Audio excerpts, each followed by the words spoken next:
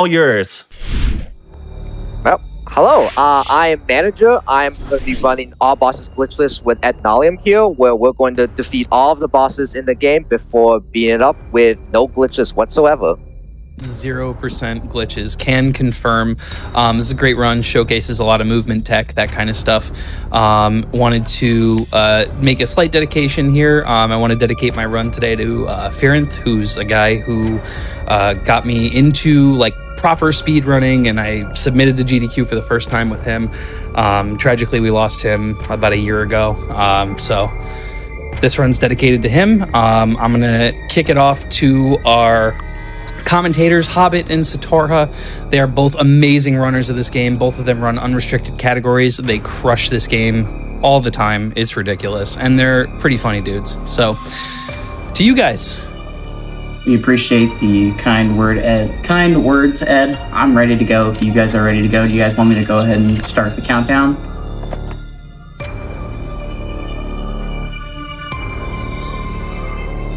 All good.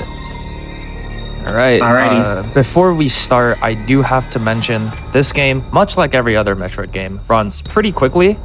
So there's going to be times where we won't be able to fully explain what's going on, especially since we have to juggle two different perspectives.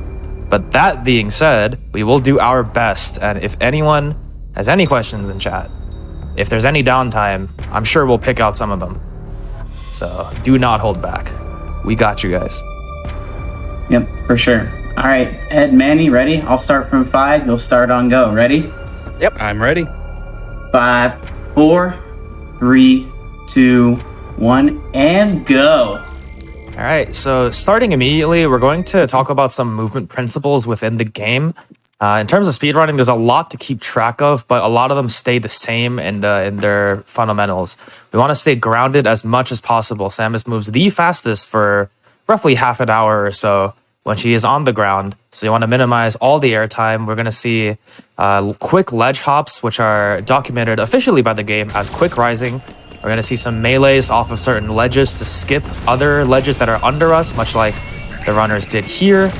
And then in other cases, we're going to see where the runners will slide off of ledges and then jump, even though they completely should not be able to, because jumping off of the air is really fun. We call that coyote jumping. I think it's from Looney Tunes, right, Hobbit? Yeah, it's a reference to classic Wile E. Coyote and Roadrunner. Yeah. So definitely a nice little piece of pop culture. The way that he takes a moment to realize that he should be falling before he actually falls. That's basically what we're doing here. We got the beginning of the game, this huge climb. Every Metroid game's got to have a climb somewhere. And for us, we have it twice. We're going to go through this climb twice. And then here we have the first major divergence from pretty much every other category. In Glitchless, we always go down this way, and we get to see the broken Emmy, which we usually never see. But she's also a boss. Yep, also a boss. She is the first boss. We call her Elaine. I think it's a Seinfeld reference. All That the is Emmys were correct. originally named after Seinfeld characters, Yep, but yep. Elaine was the only one that stuck. Yeah, and just for everyone's reference, if you're donating for the incentive, we'll be doing that until about 20 minutes in the run when we get Morph Ball. So if you want to see the boss parry cutscenes and the crate shift, please donate as soon as you can. Support a good cause, and you get to see a huge showcase of the hidden things that the devs almost didn't want us to see. Yeah, it And was never- really neat. They never get shown in speedruns either, because they're not fast, but they're cool. Yep. So you got to see the Omega Cannon be used here. We only get access to the Omega Cannon for now. You'll only get to use them on the Emmys as the primary way of dispatching them. The Broken Emmy, unfortunately, does not get a say, but the other Emmys do, especially since these runners will be using certain strategies to get quicker Emmy defeats, even though they present with a huge problem sometimes. Ooh, Oh, let's go. okay, so Ed's okay. going to go for a very difficult strat here. Oh, That's okay, second time. Oh, dice. no. We So tried. what Ed tried to do there is touch the white Emmy quicker. You'll see on the right side here that Manny is currently waiting at the Emmy door, the caution door. It won't let him leave. Ed wanted to parry the white Emmy by using a technique to get up there to that pillar. And if you parry the Emmy, it deactivates the door, so you save like 3 seconds. Yeah. Otherwise, this is really kind of an on-rails section where you have to wait for the Emmy. Ed kind of dancing on him a little bit. Yeah, so Manny takes a significant lead. Here we have the, oh, what are you doing, Matt? Turbo That is jump the, shoot. It's amazing. You know, I turbo love jump that. plus I do that shoot. all the time, too. I love that. It's great. So we've got these Adam stations here. It's where Adam tells us where to go, even if we don't want him to. But speaking on that, Hobbit, why don't you do a very quick explanation of why we won't be seeing this anytime soon? After the next one. So there are only a few atoms that we actually have to see in this game. You'll see a trick later where we essentially can break the sequence of the atoms. Early in the game, there's a few that we can't skip, so we have to talk to them, unfortunately, and that, costs a little bit of time. But we'll be using, similar to what Ed did with the melee and the slope, we'll be using a similar kind of movement tech that's not quite the same, but very close to break the sequence and eventually turn them off. So here, Manny is going to try that's a little teaser for what Ed's going to also try. We call it the cloakless water slope skip. So here, Manny's going to take the dump into the toilet, is what I like to call it. And he just tries to go all the way down and breaks the blob and then comes all the way back up. Ed also tried the cloakless water skip. Unfortunately, it's a triple frame perfect trick. It's really, really hard. But if you do get it, you skip all of this. Yeah, it saves about 15 seconds, right? Something like that, 15 seconds, I would say. Yeah. It is incredibly difficult. And even with the setup that was lapped out for it, it's still, like you said, triple frame perfect, so... Oh, Manny. Oh, no! Oh, no! Oh, so this is good time for Ed to catch up. If Manny doesn't hit the... Manny hits the parry! Let's go! Okay. So, unfortunately, Manny's going to have to go all the way back around since the Emmy is in the way. Ed does get the skip. It's called the water platform skip, where we get to skip draining this water and going all the way around, sliding down into this little tunnel here. We use the slope on the ceiling to gain some artificial height, where we normally couldn't. It essentially allows you to respin a little bit earlier because you bonk your head on the ceiling, which allows you to wall jump higher and then grab the ledge. Yep. One thing you guys have not explained yet is pivot respinning. True. I was gonna do that in the now we other got charged because we had water plat here. We got Yep. So in this case, we have the charge beam. There's a very big gimmick with the charge beam in this game, which is that if you're spin jumping or turning around while you're in the middle of a charge shot, if you release, it'll instantly charge. I don't know why it happens, but thanks Mercury Steam for allowing it because it's really nice. Yeah, it is extremely useful, and you'll see it in movement, you'll see it in bosses potentially, making use of a technique that we've dubbed the Charlie, the charge missile, where you shoot a quick charge and then a missile shortly after. Shout out boss rushers. Yeah, boss rushers have been breaking this game recently in terms of boss fights. They've discovered the height of DPS on certain bosses. Yeah. It's really absolutely amazing. insane. Please good spawn. Cool. Right, so in this Emmy zone here, Ed does not encounter the white Emmy at all. We're hoping that Manny gets the same luck because the white Emmy can be in your way and make the ascent into the first Emmy, just like this one. So here's the white Emmy. So Manny's now gonna have to wait to see which way the Emmy goes. Unfortunately, he has no say in the matter. He just has to do it. He's got ice in his veins. He was ready for it for sure. Make it like nobody's business. Just another day in the office for Manijure. Yep. We're going to hear the pivot respins that we were talking about. So when there are ledges in that kind of pattern, and in this game it's all about patterns, when you see the same geometry, you can almost always do the same exact movement to get the fastest possible time. In that case, Ed was trying to go for falling off the ledge, turning around, as Manny is doing right now, and then hitting the B button in order to respin out of that neutral falling state. And that allows you to skip certain ledges, and in other cases, weave between the platforms perfectly. And we'll see that a couple of times throughout this run. It is possible to weave there, but it's so specific that it can be a little difficult sometimes. It has its own name. Yeah, we call it the Giga Weave. It's also like Hobbit Giga hard. It's so hard. I haven't done it once, and I've tried like forever. I've gotten down to the last platform before. Ooh, that's impressive. Definitely extremely difficult. You'll see the runners here skipping that missile tank. It seems really simple. Like you just gotta go, and if you don't want to slide under and get it, which might be instinctual, just gotta jump over it and move on. But the two bugs on the ceiling and the floor can be difficult. Both runners getting past it just fine. Now we're gonna head to the white Emmy. I'll toss that over to you, Hobbit. All right, so a lot of pretty simple movement. Shooting the door on the way down because it's a slow open door. There are some doors that are only one way in this game, and as a result, they open slower. It's not completely consistent, but you're going to see Ed make his way down into the central unit and make use of a quick charge to get in the door. And now we're going to see him try to fight the white Emmy, and coming up to it here, the movement is extremely important. There is a one specific ledge right here that he just cleared, no problem. Nice. That can sometimes be an issue, and let's see if he can get the plant kill. Oh no! The faceplate is a lie. Oh, the green. Oh, man. Unfortunate.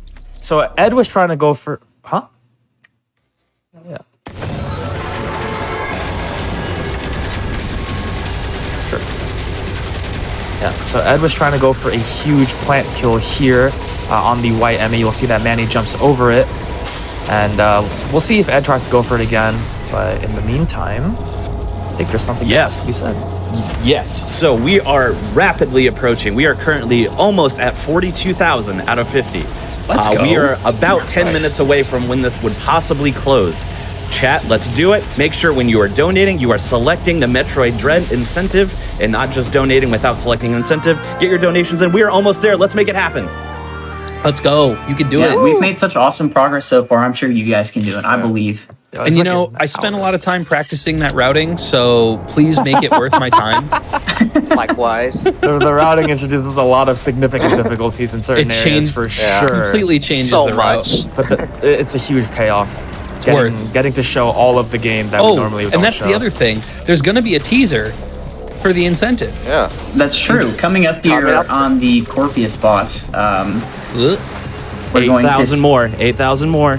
Let's go.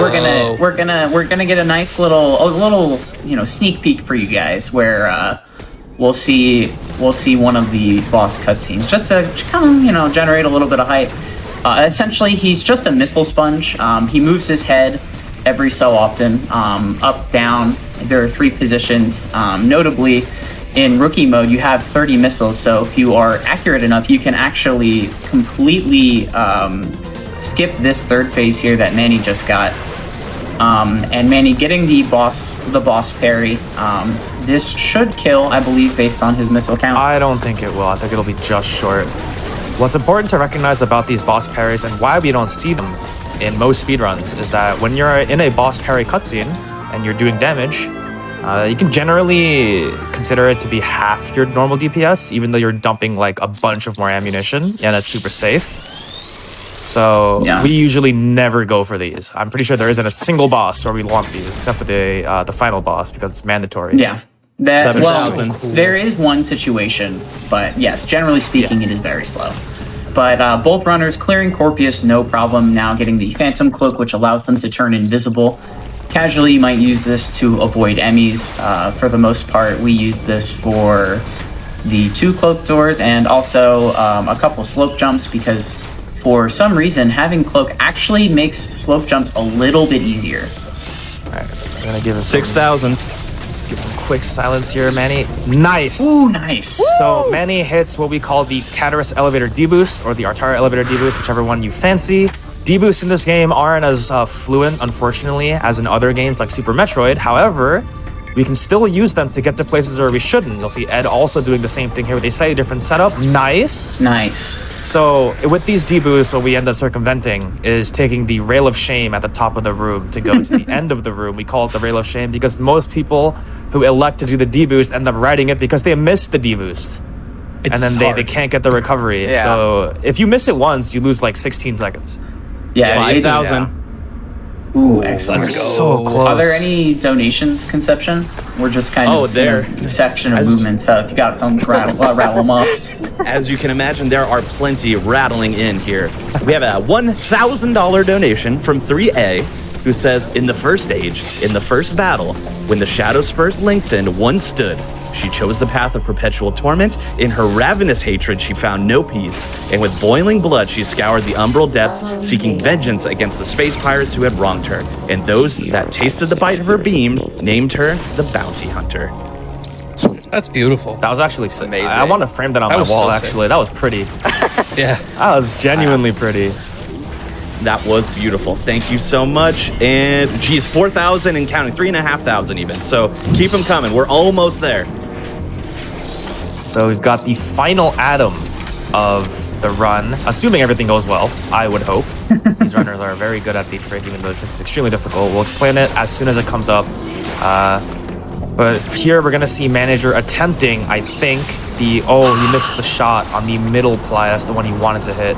So he was trying to do another D-boost called the Super Boost, which we used to get up to that thermal gate without having to ride the grapple magnet all the way up, or the spider magnet all the way up. We're going to see Ed trying it as well, doing a different setup. That was great. Ooh, great. Yeah, that's Masterfully definitely done. a really tough trick. The ply movement can sometimes not really cooperate, but using a strat like Ed's, you can kind of manipulate them to your favor. And then we just saw Manny go through the Hella run, like we mentioned at the start of the run, guys. This game goes pretty fast, so it's hard to mention all of things. But we have the Hella run here. Oh no! What is happening? Another one. Oh, you got through just fine. He clutches 3 HP from the side of Ed. So the Hella runs in this game are few and far between, but when they do exist, they can be quite stressful. Most of the reason why we get that one energy tank in our Taria is to make that Hella run super easy for runners on the same level as these people. However, Ed had a controller conniption, it seems like. That was a turbo controller angle issue. Yes, and No you know, excuses. just to kind of provide some insight, because this game has a pretty much uncapped fire rate. In order to prioritize the health of our players, we do allow turbo controllers up to a specific hertz value, which allows them to, not have to sacrifice their hands in order to play the game. For sure. It's unfortunate that charge beams end up not doing very much, and mashing beams is the best way to go. So we set a hertz limit just to make sure that it's not going too crazy, but also, we want to bridge that gap between those who can and those who can't, just so that everyone can enjoy our game. May I interrupt with a quick question? Sure. How do you guys feel about parrying in a Crate Shift showcase? Because we just met it. Let's go! It's going. It's Awesome. happening. Thank you so much for everyone who made this happen. What an incredible rapid development in this incentive. Thank you so much. That was huge. Awesome. go. Thank you so Thank much you to everybody who guys. Yep, donated. that's awesome. Huge. And coming Oh, up here, no. we're going to need a little bit of serious time because we're coming up on the ADM Atom Skip. Okay, Manny just cleared it first try. What do you mean? We Just got another Ed day coming in up the on it, though. office. We got Ed coming up, and then we'll explain the trick once Ed is finished with it. Okay, both runners are smurfing. Awesome. Let's go, Ed. Both runners getting Atom Skip first try. They made it look super easy. It's Great not. job, Manny. It really isn't that easy. Likewise, Ed. It really isn't. Oh So essentially, it looks just like a couple jumps and a wall jump, but all three of those wall jumps are specifically buffered so that you get the maximum height, and that melee into the corner and respin is a frame, I believe, 2-frame window for the melee, It is and a then 2-frame buffered window. respin. And it basically puts you in a position where you wall jump off of the bottom of the slope instead of the top of the wall, which displaces Samus just enough that she can grab the magnet at the top. Yeah, this trick was discovered a very long time ago by Sonic Orochi, who is coincidentally restreaming for the Portuguese commentary somewhere, somehow. Unfortunately, don't have the link, but we use it in every single category that doesn't have the rules written as "don't do it," which is only one of them. And the reason why we prioritize it so much is because we don't have to talk to Adam forever. So imagine a bus stop, and I'm not just making a joke at SMB. So Adam will always be at this one bus stop that we skipped for the rest of the game. We will never see him again. So every time you stop to talk to Adam, it's like a minimum 15 seconds of time loss, I think. Yeah, it depends on the atoms. Some are a lot more chatty than the others, but yeah, it's a significant. It saves about, I know in some categories up to 3-4 minutes, and this one I assume it's probably more closer to 4. Something like that. It's like 3.5 in this category. Yeah, 3.5 for this category. In other categories, it can go as low as 2.5, I believe, and in 100%, it can go as high as 5. Yeah, it is absolutely insane. Yeah, in Hundo, it saves a ton of time. Yeah. Yep. But both And runners make it right look now, super easy. we're really at another kind of just section of movement, and we're about to hit a tram. So, Konception, if you have any more donations, go ahead and rattle a few off. Oh, absolutely. There is a lot of love pouring in for all of you, doing such an excellent job here. Carter Freak donated $50, saying, Metroid Dread has been a huge part of my life since its release. It's been extremely awesome watching as the community has broken this game down in such a short period of time. While we won't be seeing the really broken stuff showcased due to glitchless being the category choice, I'm very happy that Ed and Manager get to show off the Dread speedrun here at GDQ. Good luck, you two. May your atoms be skipped. P.S. Be sure to at Ravenbeak. Are we gonna show that? I mean, we could show it. Why not? If we want. Yeah. It For the definitely culture. depends if it's a We close met the race. incentive, give the people Nugget. what they want. That is true. Yeah, I mean, I'm who all are for we it. to disrespect Carter like that, you know? Yeah. Or we could just do it ourselves. For reference, Carter Freak is I think he's a many-time world record holder. Several And many, I think. Several, yeah. several. He has one. They have one of the most viral videos, I believe, Ooh, for Dread hello? as well. So it's really nice to see from Carter the donations today. For sure. We've got the descent through Dyren. You'll see at the beginning, it might have been a little difficult to catch, but Ed did have a moment with it. Slope jumping. So slope jumping is where you hold your free aim button, which is your L button, and then you jump frame one off of a slope. If you do it right, you'll gain vertical height as opposed to horizontal distance when you jump off. So combining that with the Phantom Cloak allows us to jump almost straight vertically, and it allows us to get to heights that we normally couldn't off these slopes. We use it at the beginning of the Dyren descent to grab a ceiling magnet. Fortunately, I think both runners had a bit of trouble with it, but it's all good. It is quite difficult on the hands, but the rest of it is just fluid movement, running past all these enemies. We just ignore them for the most part, and then we pick up the wide beam, which, as its name suggests, is actually quite wide.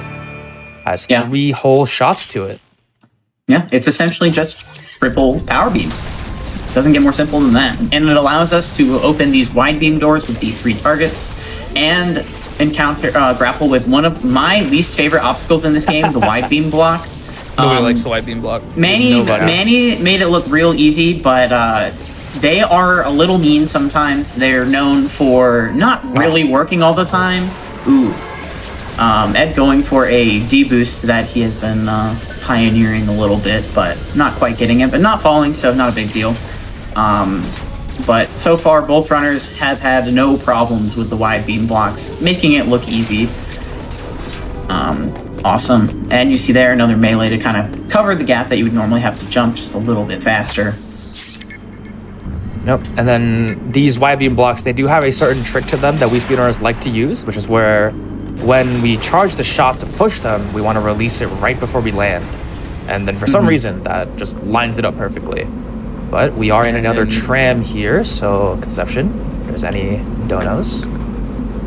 Absolutely. We have $50 from Bit of Grip saying, let's go, Ednolium, proud of you, bud. As well as $25 from Jay, who says, good luck. Anyone who hasn't seen a Metroid Dread all buses run is in for a treat. I'm sure this race will be incredible. Is that Jay? I wonder. I think that might Jay be here. I'll ask them later about it, just in case. Yeah. That pun deserves something. I mean- Incredible. I've never thought of that even. That's really good. Is it driving us crazy? Come on. It was free on. real Quit estate, while man. you're I had to ahead. take it. I had to take it, man. I had to. So we've got the second CU here. We're gonna see like 4 or 5 of them from what I remember. We have different philosophies when it comes to fighting them here. On the left side, we have Ed doing charged missiles, or Charlies as Hobbit referred to them earlier, and Manny, who just goes for the standard missiles. We're even gonna see a big difference in boss fight strategy here for the Emmy itself. So Manny is going to do the safest kill, which is also one of the fastest kills. Even though it looks really scary, it's super, super safe. You sit here and just line up with the faceplate. Ed, meanwhile, gonna melee over him, but misses the timing window. So what Ed wanted to do was do the same kill that Manny was doing, but on the platform that the green enemy on Ed's side just dropped off. We call that Professor Stupid in honor of the kill being really dumb. And also because I think one of the best runners in the world, B-Dog, he was the one who named it. He made a video on it and everything, and for the longest It's a perfect time, name. Yeah, I mean, definitely is. One error, and you lose all the time you could have saved. Speaking of which, it is 1 second. Not on the split. Yep.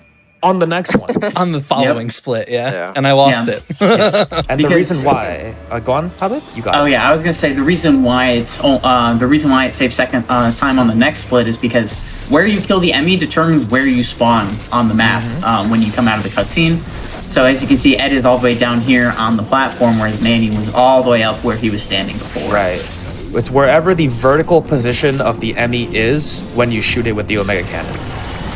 So Yep. you'll see the runners shoot that blob before they leave. This is because we're going to use that routing as a way to fulfill the incentive. This Thank is you for where the the route reminder. starts. Oh yeah, Ed, did you get it?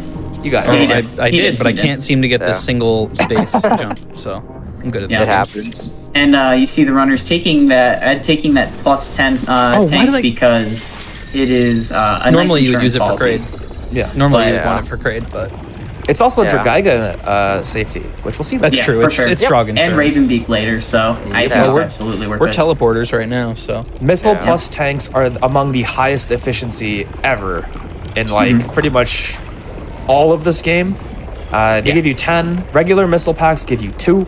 So whenever we see a regular missile pack, if we really, really don't need to get it, then we won't. Because we can just get missile 10s instead. Every item prompt, just by the prompt coming up itself, is like 2.5 seconds, 2.6.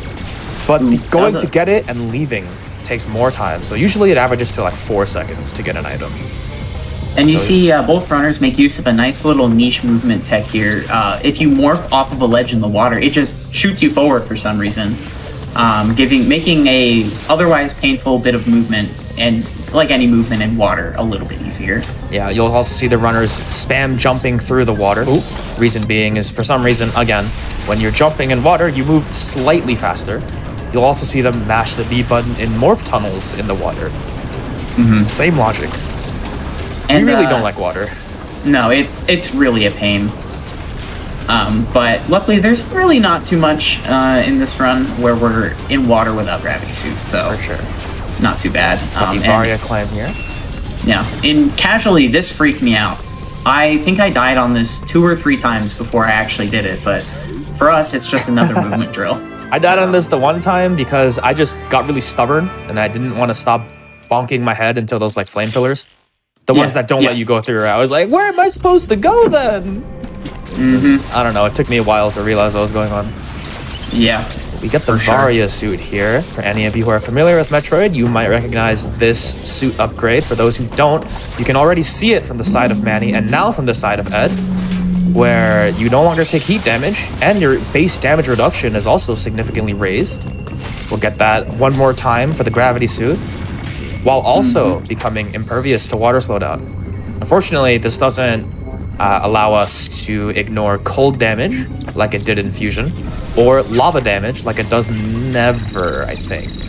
yeah. Usually lava is Yeah. reserved for gravity suit. It is a little strange that the suit that's normally for temperature safety it doesn't work for cold, but You know what? it's not a big deal. teleporter dono time. Yeah. Ooh, yes. Okay. So we have $25 from Misty and Dax saying, Ed, we are so proud of all you've put into this game and into the Dread community. Get those swag strats and that slick movement. We're cheering you on from the other side of the house. Less than 3. Thanks, babe. And on the other side, of course, we have some love for Manny 2.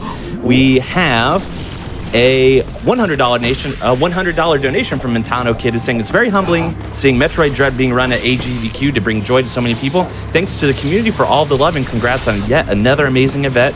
Go Manny Jed. Aw, thanks. Thanks For for Kid. those who don't know, I think Metano Kid is a game dev, or a One former of the game devs that dev. worked on this Former game. Yeah, Mercury for this Steam game. dev for this game. Yeah, he also Even an active runner. Yeah, he speedran the game for a while as well. So it's really nice to see that even the devs, in some regard, want to break this game in half like we do.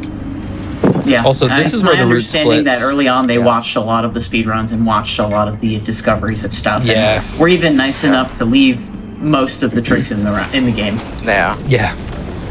So as Ed mentioned for a minute, this is where the route splits. We are fully on track for the incentive route at the moment. Let's where go. we're going to take a sidetrack back into Dyren, which we normally would not do right now. We'd be visiting Kraid, if not for the amazing route showcase we'll be showing soon. So we're going back to Dyren in order to take a trip down to, what is it, Grapple?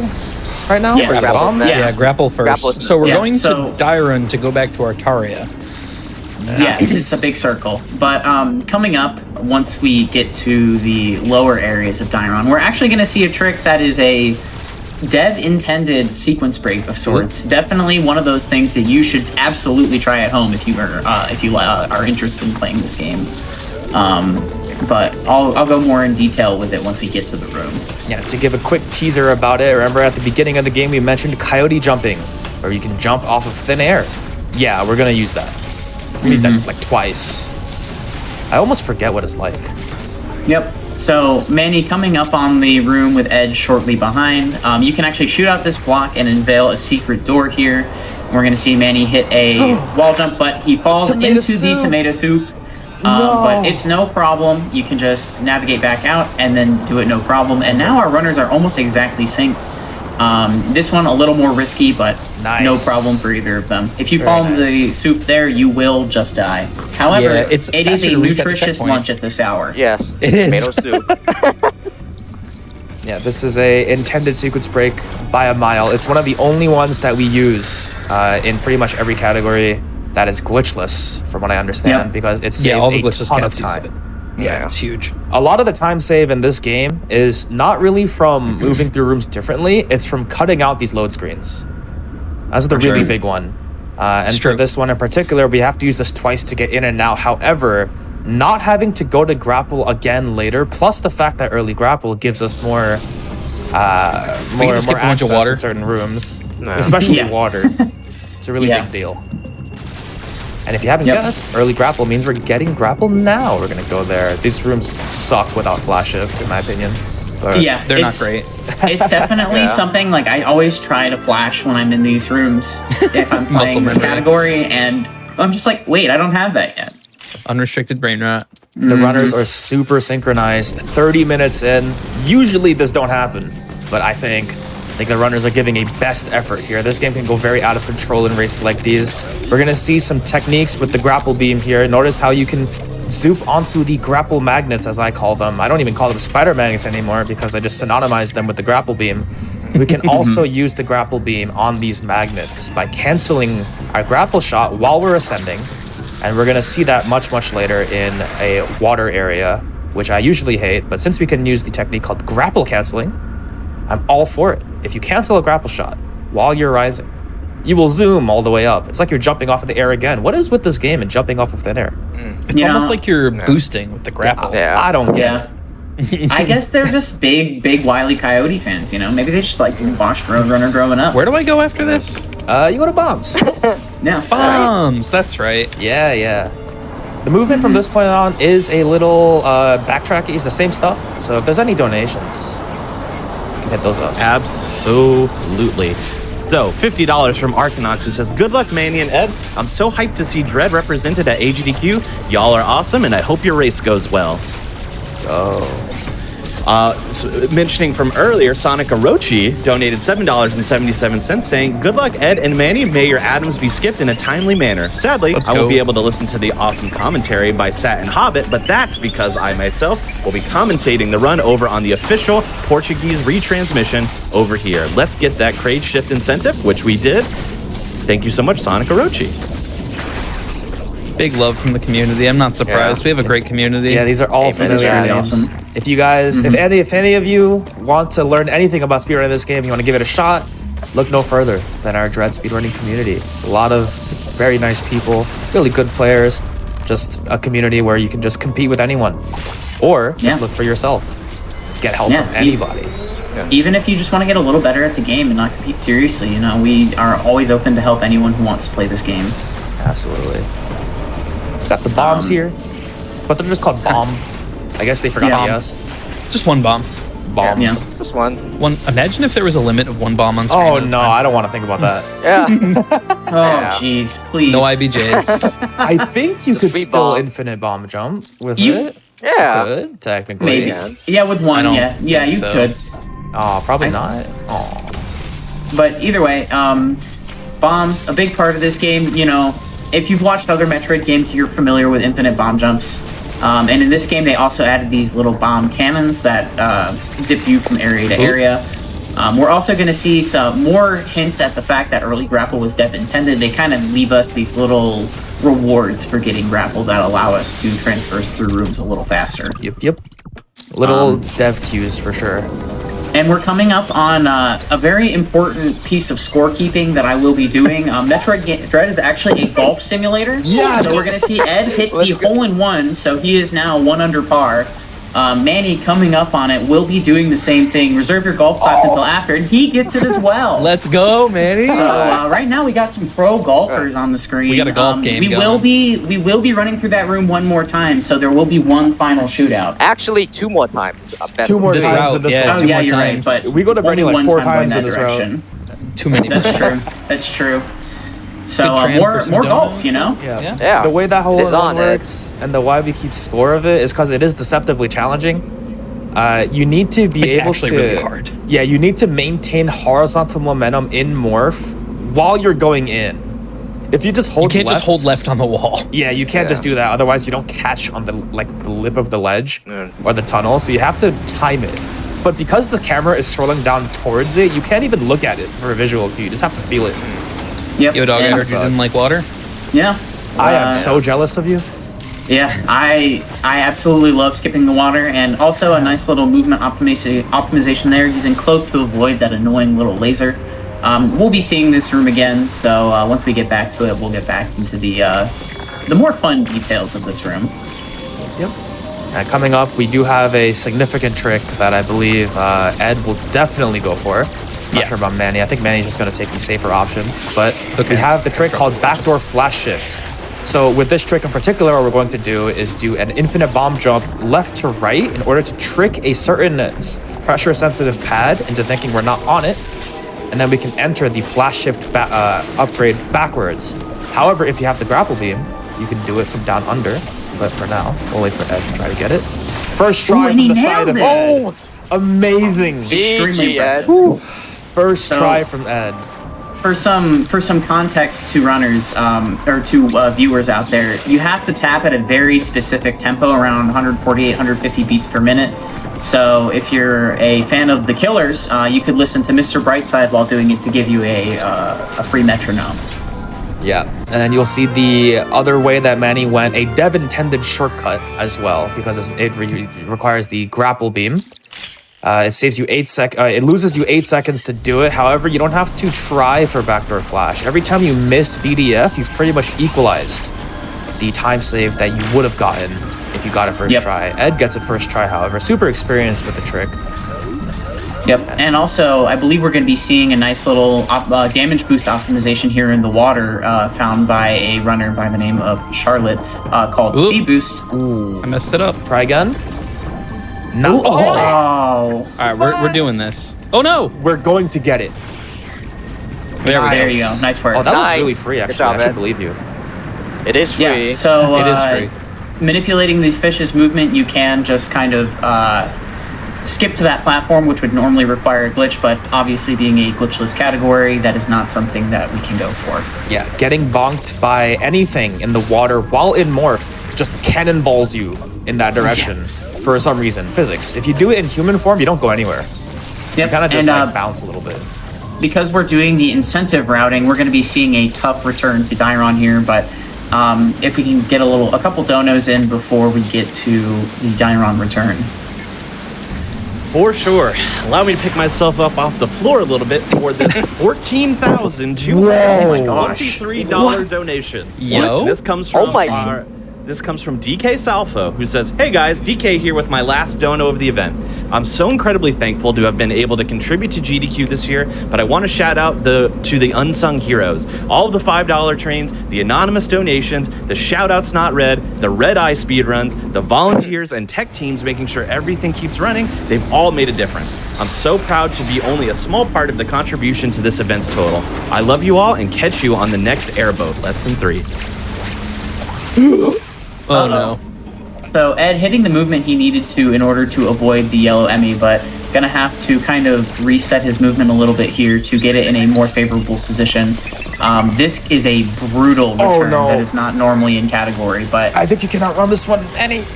Oh no! Oh my god, what am I doing?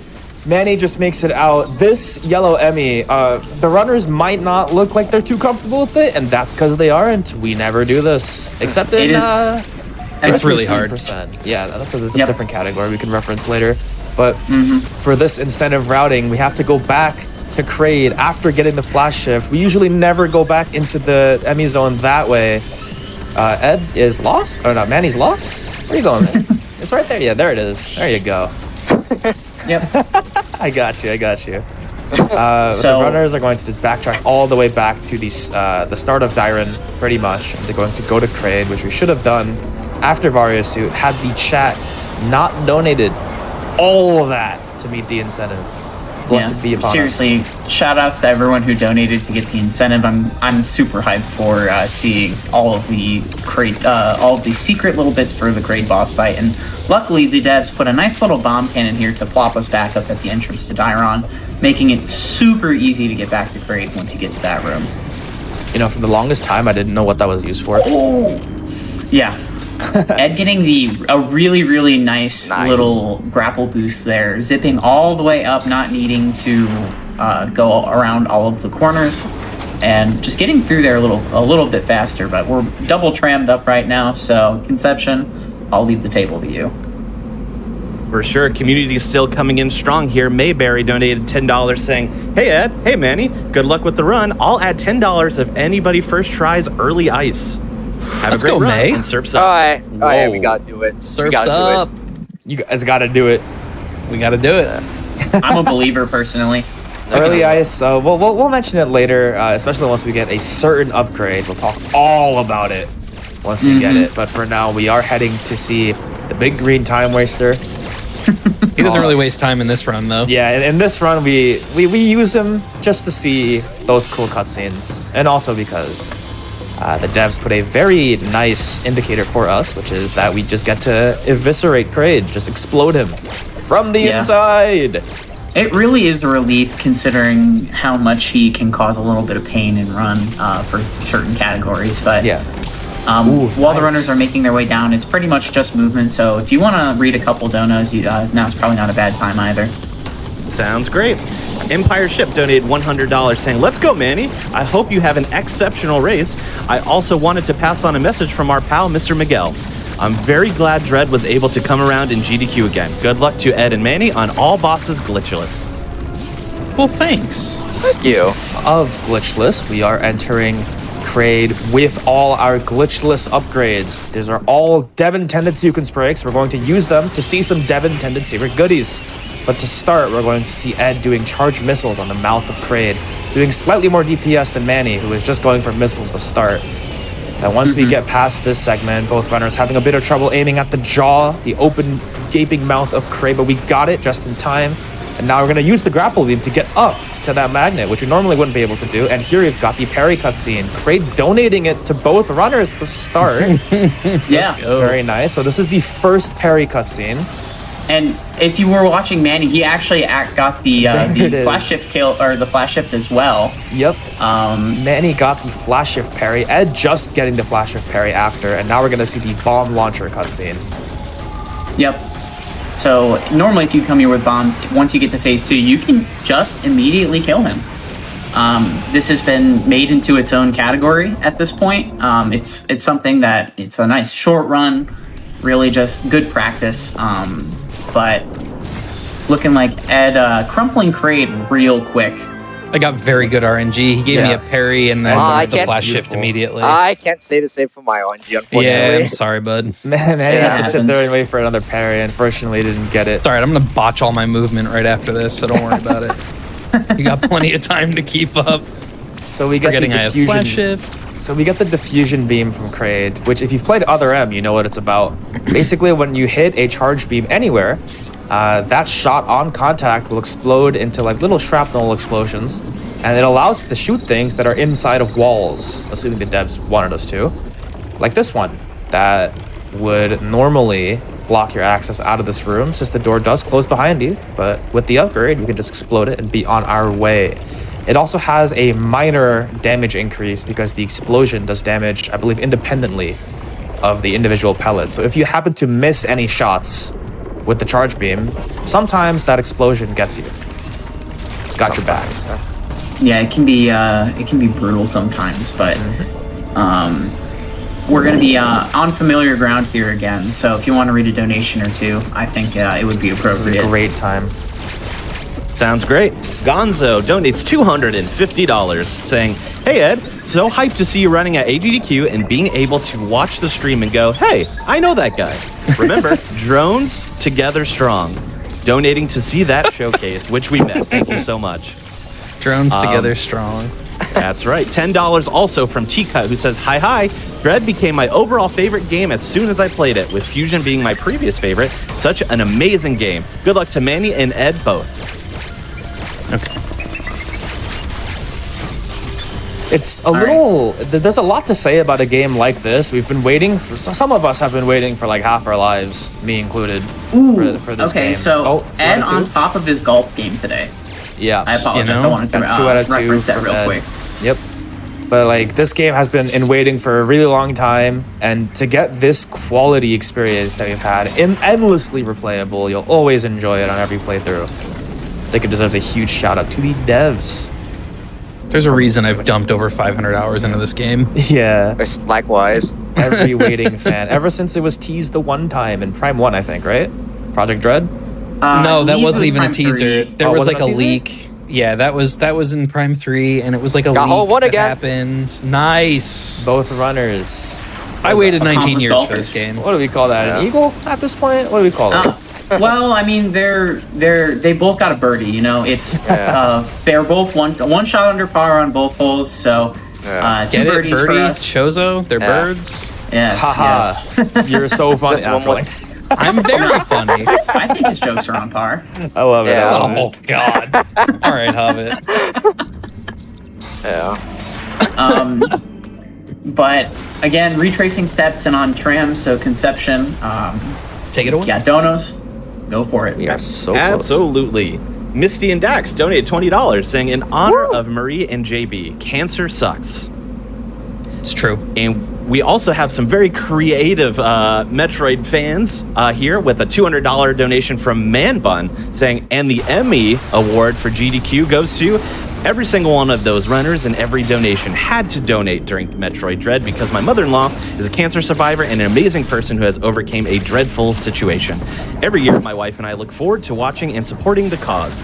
This donation goes towards the Legend of Zelda run because Zelda is my wife's favorite, and we look forward to next year's airboat block.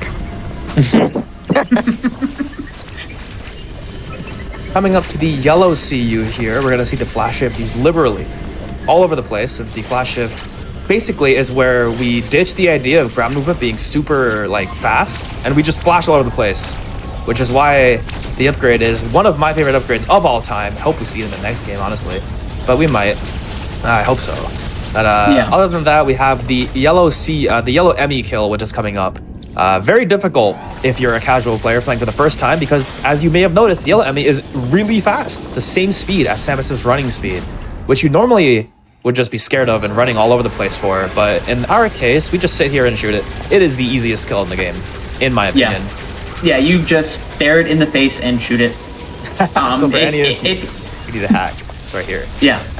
If you're stuck on this part, do this. It's Just do what we do. super simple. Yeah, just sit Shoot the there and aim tube. at it. And if you do miss, though, like I said, the Emmy is very fast, so try not to miss. You can sit there for like a second and just aim at it, which is all good. I mean, you saw me running away from it earlier. It's Yeah. pretty fast. Yeah. And now we got the speed booster. I'm gonna let any other speed booster enthusiast talk about this one. Yeah. 'Cause this is It's a huge upgrade. The best version of Speed Booster that's ever existed in a Metroid game. You can do everything with this thing.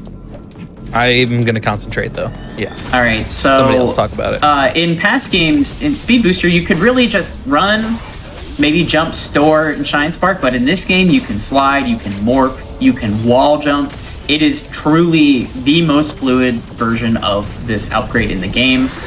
There are also some points in the game where there are special, like, animations for Speed Booster. You might see some in Escape. You might see some in Z57, a boss later.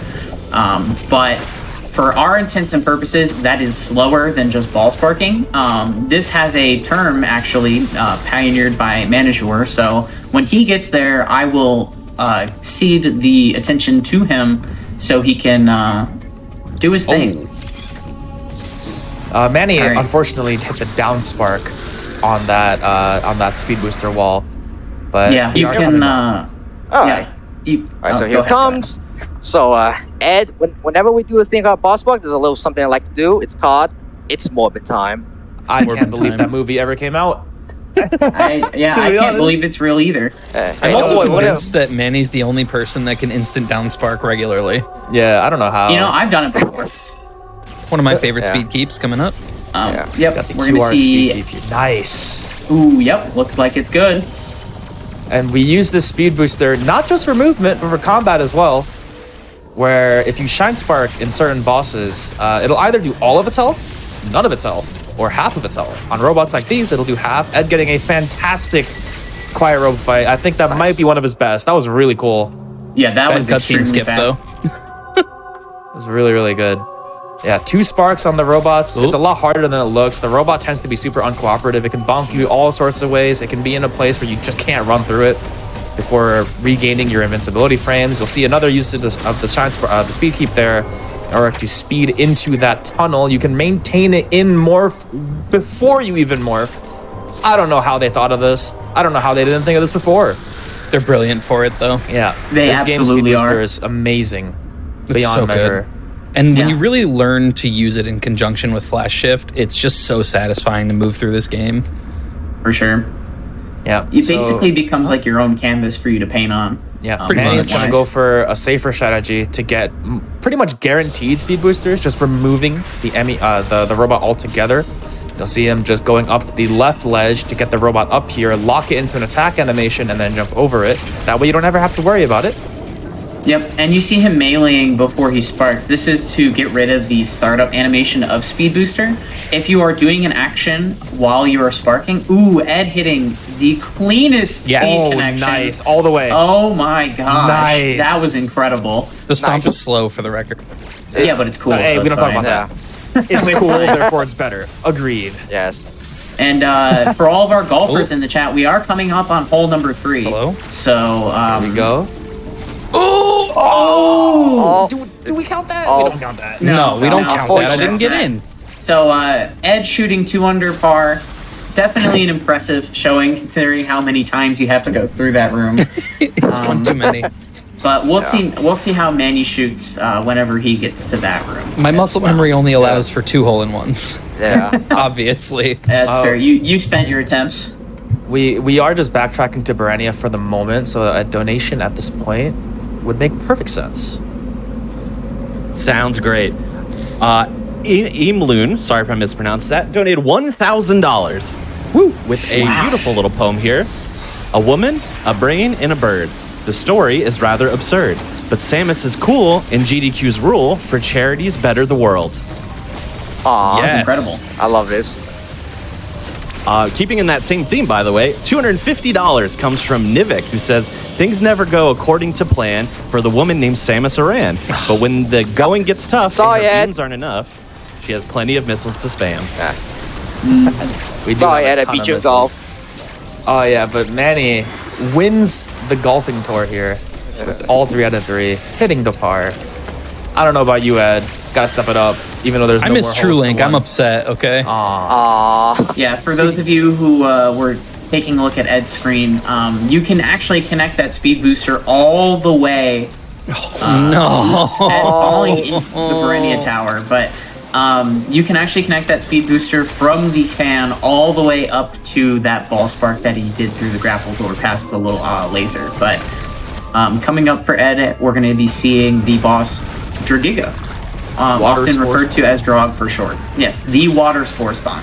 We're gonna see Ed try to do 1 cycle, from what I understand. Yeah, I'm gonna Yes. try. I've executed it successfully twice. Give him some time for this. Nope. Oh, that was That was rough. unfortunate. Yeah, So- but Yeah, go on. I was gonna say, thankfully, if you go for one cycle and you miss it, you still 2-cycle it anyway, so Yeah, you're it's really no big loss. Oh, Manny missing the Morbin time.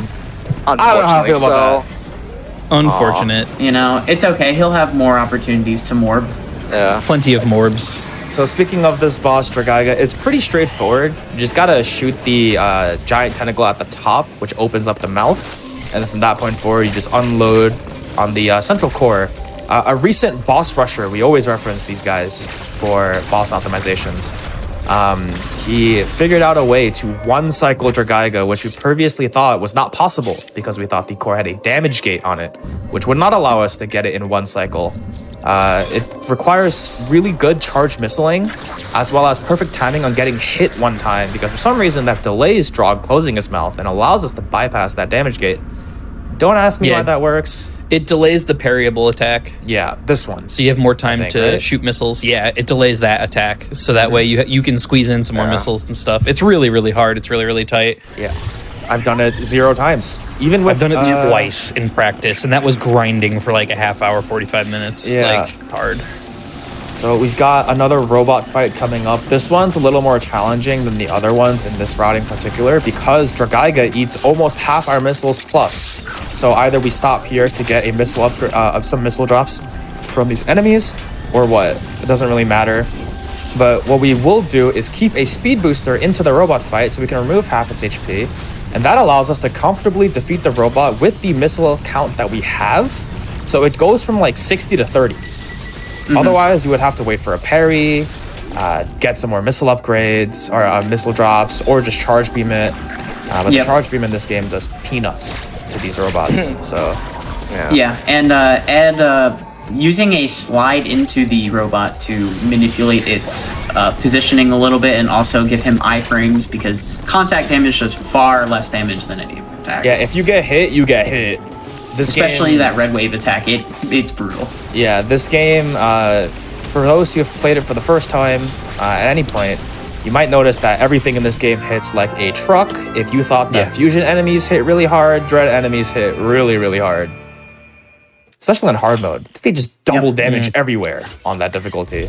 Kind of absurd. Ed picking up the super missiles, which you might think is a DPS upgrade, but because of their slower fire rate, it's really not that much better than regular missiles in most cases. Yep, it goes from DPS to more ammo efficiency than anything. Unfortunately, we only use this for like, how many minutes? 5? It's not a lot. Yeah, it's really However not a long lot. a loon takes, like, Yeah. Coming up to Elon here, we're gonna see pretty much a very short cutscene, so we do have time for like a donation here, I think. Wonderful. Love that. $25 from Stand the Line saying, save the golf strokes? And then we have $10 as well from Chris Breezy saying, I have sat quietly in my robes as I can, but I'm dreading this marathon ending. What I can say is I'm afraid for it to be over. I'm totally raving for more GDQs. So let's get the link to the pass incentive met next to add another phase to the GDQ shifts to reduce cancer down to 0, as it is our mission. Oh, that's so that was beautiful. great. Incredible. That was way too many puns I'm for in awe. my tiny I mind. loved it. They must be in their prime. Oh, Yeah. come on. No. All these puns. I can't take it. Listen, it's okay. Someone has to do it for the team. Yeah. It'll make a return, don't worry. For sure, for sure. We've got Elon here. We only come here for like an upgrade and one boss. In fact, there are some categories that don't come here at all, because this area is almost entirely just go here and then get out. Not much And else it's to do. genuinely kind of hard to do optimally. Yeah, we're Yeah. gonna see Yeah. a speed keep from the side of Ed here, leaving Plasma Beam, which is the upgrade It's that we come here to hard. get. Yeah. Yeah, it has a lot of nuanced movement, especially with some of the flash chains on the way down that you saw Ed go for. It's tough. We're gonna see the speed keep going all the way. Want to keep this all the way to the eye door for the next boss, but he misses the door on the Close. way down. Unfortunate. Normally you could spark this eye door all the way. Yeah. You might not think you have enough time, but you do. And Yeah, the timer for Spark is something like 5 seconds, so it's a lot. And we're gonna see the first instance of the Chozo Warrior. You might notice that Ed is primarily using beams. That's pretty much the reason why. stuff like turbo usage or such auto fire is legalized, since otherwise this would probably break your hands. So we really don't want to encourage breaking your hands for any reason. Yep. It is worth noting that once we get another upgrade for the later Chozo warrior fights, spoiler, there are more, there are strats that will kind of equalize a little bit. And Ed getting the world's greatest time save, using a charge beam during Shine Spark to open 2 doors, saving 1 second. Yep. You can release a charge shot during a Shine Spark by tapping the R button to switch to missiles. And you can also release a charge beam during a speed booster in the air, which if you did normally, you would just lose your speed when you land. Yeah, and we have Ed coming up on... Oh, sorry, go ahead. Finish. No, we're good. I was going to say, coming up on the hardest trick in the game, skipping this cutscene out of the tram. Hits it, no Frame problem, 1. First try. Good work, no frames wasted. It is incredible how consistently difficult it is to skip that cutscene. So now I've got another speed booster going all the way. And while we're on this part of the game, I want to mention the upcoming trick called Glitchless Early Ice, which was referenced in an earlier donation. We're going to hope that both runners get a first try. So this speed keep leading up is really cool. And I'm glad that Ed connected it all the way with the upright spark to get to the GEI setup room. So in this case, we're going to use a very difficult, probably not intended speed keep to get to ice missiles early. We'll give Ed some time. Oh, this looks really good. That's $10, May. This looks really good. First try from the side of Ed. Can we get some claps in the chat, please? Yes, that is not as easy as he made it look. Yeah, it's one of the most fun things to do in the game. Yeah. Yep. And if you pay attention when Manny gets there as well, there's actually a couple different ways. Oh, the blue Emmy. Commentators cursed the blue Emmy into that position. I apologize, Ed. We're good. Nice recovery. But you can just mash out and speed booster and no problem. But you saw Ed do a morph jump off of the wall and then jump in the door right before the load zone and then again in the morph tunnel. This allows you to keep the speed all the way into the Emmy zone for Glitchless Early Ice. Nice frame 1 cutscene. Manny got a better one. We didn't even see the press minus to skip prompt.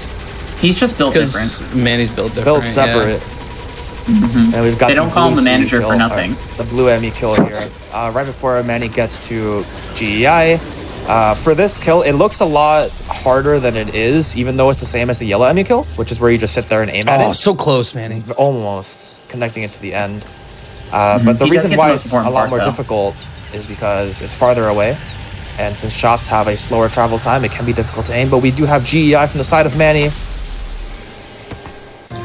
Yep. So in this case, instead of doing the morph jump, he's gonna morph right off the ledge there, and it'll keep his speed in. Same RNG. Ooh, good RNG. Let's okay, go. Good. $20. Pay up. 20 bucks, May. Let's go. Hey, first try from both. This is one of the races runners. Of all time. It most certainly is. One thing we glossed over is that the runners opened that charge door before entering the blue CU fight, and that's because we want the Emmy to be able to leave through that door so that we can get to killing range a lot quicker. And to that end, we'll even speed boost out of this room to set that up. That way the Emmy has no choice in its calculations but to go through that top door. If we didn't open that door, it wouldn't do that. If we didn't speed out of the room, it wouldn't do that. So everything is very specific. Yep. You see the Emmy right there. There he is. And we get the spin boost. Quite a divisive upgrade in our community, from what I understand. It's pretty medium. Honestly, it's there. Yeah. So the spin boost allows us to jump twice, not just once. It's like a baby's space jump. But space jump changes Samus's initial jump, where spin boost does not. So there is a marked difference in how they both feel. Yeah. Also, the jump Want to talk about how tumble is kind of a relatively recent discovery? Go ahead, Hobbit. Yeah. So coming up here, we're gonna see Ed freeze this here, and then store a spark on the ledge. Yep. The slope, and then just bam, wasted. And that completely phases him into the next phase of the fight, skipping literally half of it. If you were to try to Shine Spark it again, some horrible things happen. So we will not be doing that. And we didn't know about that for a while. Yeah. It was a very recent discovery. Yeah, I think it was Like- found during the community race too. Someone just tried it and got it. I think so too. Very much. When it comes to speeding into those warriors or other such bosses again, some bosses in this game do have their arenas altered to where your speed booster takes like twice the time to charge. That way the devs are saying, hey, you can't do this here. Otherwise, you would just annihilate the bosses. However, on certain bosses, even though there's not much distance in the arena, you can get a speed going in, much like with the Gavarin Chozo robot. We're gonna see that on other bosses coming soon, as well as a specific boss that we're seeing in like, I don't know, 15 minutes or so, maybe 7, maybe 8, 10. Ish. Yep. Where And if you- even though the arena is a slow arena, we're still going to make use of a dev-intended speed booster kill. So look forward to that. But we're gonna see Tumble again from the side of Manny, same setup. And we know that Tumble's intended because there's an animation for the Chozo being Absolutely. shine sparked off the wall.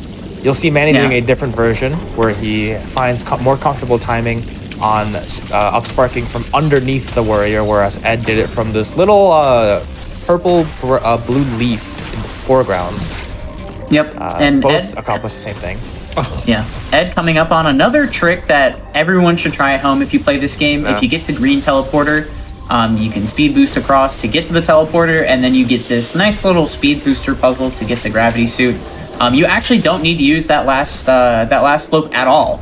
As Ed showed, you can just flash shift over it and then fall down to the last set of blocks. It is worth mentioning that with the speed keep comes different ways to continue the speed keep. In this game, if you're in a spinning animation, you can press both B and Y while holding a direction like Manny just did in order to instant spark out of the spin. This is something that we normally could never do because you would have to Godblobs wind is up how many midair. shots? Godblobs is 3 shots, or 1 shot to Prime and then 3 charge shots. Those are Okay. Godblobs. I think I You got Godblobs. You got Demigod blobs. I got Demigod blobs. Demigod. I've never gotten the those. diffusion beam, despite being a rather large explosion, there's a set of guaranteed explosions and then a set of random explosions. So depending on which explosions you get, determines how many shots you actually have to do to break all the blobs to get down to the Gravity Suit. Yep, and we're going to be entering. Oh, hi, Adam. We're going to be entering Frozen Artari here, which is a great time for a donation or two. Ask and ye shall receive, because we have plenty coming in. We have a $1,000 donation from Jerry, who says simply, insert dreadful pun here. We also have $25 coming in from Jalen. Apologies if I mispronounce. Love Metroid games. My boyfriend and I bond about the games together. Shout out to Manny, longtime friend since about 2016. Good luck to Manny and Ednolium. Let the best man win, and let's kick cancer's butt. Yes, Aw, let's. thank you. Another cutscene Supporting skip. the Best of causes. Oh, I almost forgot that cutscene existed. I'll be honest with I you. always forget. Yeah, We got it's, Frozen Artari. Yep. So we are going to be coming up on another Chozo Soldier real quick, where we're going to be seeing Ed store a Shine Spark here and then just drop right in and say hello. This one having a shield, but it's actually no problem because Speed Booster is broken. Yeah, the phase 1 of these warriors coming forward usually have a shield attached to them where that just blocks damage. Casually, you'd have to grapple the shield off of the warrior after some time. But we're speedrunners. If we can, we will. And in this case, we just bonk it. And it gets really angry at us, but it doesn't get a choice. Unfortunately. And so Metroid Dread is actually a multi-sport game. So if you like NASCAR, the Frozen Artaria section is a bit like a speedway of sorts. It is. You're going to be seeing some speed connections from Manny and Ed here. Ed, unfortunately, losing the spark on the door, but coming up here is going to be another speed keep. This one's really good since it just removes us worrying about any of the enemies at all. Yeah, because once the X are released, it adds a Oh no! It happens. Buddy, How? that guy did not Backup like you. strats. Neither Backup did your strats. controller. But it's fine. All He's good. got the backups on deck. Yeah. IBJ. Yeah. And Ed shooting the blob, which we affectionately call early cloak skip. Doing it as intended. And we get to do more speed keeps. There's a lot of players in this game who love this part of the game because there's a bunch of speed keeps. And there's a category which intentionally does every single dev-intended sequence break that the game has. We call it Mercury Steam %. It even does these parts twice. So you can do these speed keeps a ton. It's also a really good place to practice speed keeps in general, like that one. Nice connection, Ed. Thank you. That one's pretty Strong tough. connection. Yeah, it's really easy to accidentally clip that corner there, but Ed, you know, easy for him. Shoutouts to MS for making such a fluid game. I know I already said that before, but like, say it again, right? It is truly impressive. Yes. Please, Metroid 6 before I die. Please. Mood. I'll wait another 20 years if I gotta, but like, I'd rather not. So we've got Z57 coming up. If you guys remember from Dairon, there was a giant like bug monster that looked strangely like the first boss of the game in Dairon that was being worked on by some machines. This is where we get to see that come to fruition. But because we're speedrunners, we do have some strats for this boss fight. But I will remind the runners here, we did meet the incentive. So we got met the incentive. That ultra cool parry cutscene, the one we usually never see. The best, in my opinion, the Manny. coolest parry cutscene in the game. Oh, Manny! We're both oh, cursed. Manny up-sparked into the ledge, but we're good. And here we have Claws, the of course. giant claw monster. Those claws do a bajillion damage if they hit you. So thankfully we have the spin boost to just jump over them. They always go from left to right or right to left, so it's pretty easy to dodge. They are also notably a big time waster. You can't really shoot Z57 while he's swiping at you, whereas when he does this big laser spit attack, it's quite easy. And making use of Charlie's to do a very large amount of damage. Yep. We're trying and now not to waiting do for too the much here. incentive. Yeah, if we do too much damage, we'll go straight to it. You're gonna... Okay. You almost met heaven early. We're good. All right, here comes the parry. And in my opinion, this is the coolest parry cutscene of all time. It almost looks like you're switching arenas. I wish this was unavoidable. Almost. Yeah, me too. It's so sick. You'll It is even see... you'll even see these experiments' eyes change color. Right He's like, there, all right, now I'm signifying mad. that we're Yeah. in phase 2 now. And now we're going to see charged missiles on these claws. They might not look like it, but they Nice. are draining HP from the side of the arena. So if you just let them rock, Z57 regains HP. Almost call them Corpius. They're cousins. Don't worry if Yeah. you don't have Flappy Bird on your iPhone anymore. You get to Yeah. play it on this. Yeah. And then we're going to do that speed booster kill here, that dev-intended speed booster. We're going to get the cutscene up spark. Thank you, Mercury And- Steam. Just a quick smack cam, you know? I love Very, that very kill. simple. I love it too. I love that kill. A fun fact for the viewers, the speed booster does all of Z57's health, so if there's another means to speed boost him, I'm doing this. Go again. back, go back. You gotta go Yeah, back. I'm going God. back. I'm it's going worth back. it. This It's one's gotta go super worth back. it. It's worth it. This speed booster is super sick. Oh, man, come on. All right, I'm All right, going again. You get one more. Yeah, get yeah. one Try more. the charm. You got it. You got it. You got it. Nope, I don't got Okay, it. all All right, right. well, that's all right. You're gonna take the slow climb of shame. I'm just going to take the slow climb You can keep a speed booster all the way through this segment. all the way through, and it's so fun. All right, how many bets on a ledge warp here? No. Aw. No ledge work. And ballet run. All right, and we're gonna Obviously see being- Manny waiting for that parry as well. Okay, you just got to kind of hang out and kill some time. You can Z57 flash shift over Z57's head. I don't know if you knew that. I've When never he's doing tried the that. vomits. Yeah, when he's doing the vomits, you can wall jump off the wall below his claw and then spin boost above his head and flash shift over. That's what I was trying to do, and then I realized how low my HP was. Sick anti-air by Manny there, going into the cuts. I'm sorry. I just love fighting games. I Yeah, saw he, someone in chat say, get him with the old shorty you can. It's like, yup, Listen. you right. Manny holding down back and hitting that punish on block. Oh, were we going for flash kicks? Oh, Yes, sir. God, come on. All right. Gotta love Who it. doesn't love a good flash kick? Oh, Yeah. Manny in a bit of trouble getting those claws out. Gotta do it. Nice. Oh, he Gets got the it. final claw out. And now, whenever you kill those claws all the way, Z57 does guarantee the Flappy Bird, which gets you the speed booster kill. On the other side, however, Ed picking up the screw attack. One of the best offensive upgrades of all time. Any trash mob just gets instantly Hello? deleted.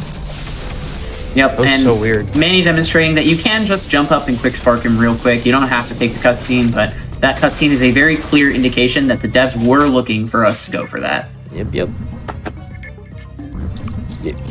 Some of you might notice that this sequence differs from your casual playthrough, where normally you'd go here with like storm missiles, space jump, all that stuff. We did definitely do some speed running routing divergence in order to get here quicker, to make a more straight line path throughout the rest of the upgrades. And in this particular case, actually, if you didn't know, during that 4 claws on the wall, you can use your storm missiles to lock each claw. Small little design, like little cue there to show you like, hey, you just got this missile upgrade. You want to try it? And it would one-shot all the claws. Ed getting the missile 10 skip with that speed booster. Nice. I have never hit that once, I'll be honest. It is a pretty new find, but essentially you make use of Samus's unraveling animation when she shoots during a spinning speed booster, to kind of curl yourself over it and not have to take the couple seconds of time loss and, absolutely bashing the Barenia bots. Eagle-eyed viewers will note that I did the exact same thing on the first missile pack of the game, right before the Broken Emmy. Oh, Yep. yeah. It's the exact same tech. So wait, am I not an eagle-eyed viewer? I just realized. Dang, dude. Oh, no. Uh-oh. Real. Uh-oh. Not like this. We are transporting our way to the rest of the game here, so this is a great time for a donation or two. Absolutely. So we have $50 from Bruto Mello saying, "Happy AGDQ, my loves. Putting this towards bonus game 7, The Legend of Zelda: A Link to the Past, because it was the first game I ever speedran just over 10 years ago and helped to bring me into this beautiful community. Cheers to a wonderful week, and let's keep raising money for PCF." Woo. Additionally, we had $10 come through for Arcanok saying, "I'm matching May's $10 for a first try glitchless early ice by Ednolium. Let's go!" All right, so we're going to be... Oh, go ahead. All yours. I was gonna say we see Ed over here at Golzuna making a Well very done. quick work of him with Speed Booster because it does a lot of damage, taking I believe it's 4 sparks to kill or to beat 4 the boss sparks. completely. Yeah. It also does 2 tanks if you get hit. So don't Yep. get hit. Yeah. And how many tanks do I have? 3. He makes use of a strat that we like to call Crazy 8, where you essentially kill the Pinky while running at it. Ooh, going for cross bomb skip. Nah, don't do that. Don't do that, actually. Cross bombs. This is the one thing I will have words with the devs over is the efficacy of cross bombs. So Yeah. inconsistent. They're very inconsistent whether or not they Sometimes come you hold out. R for like 5 seconds and just you get a regular run instead.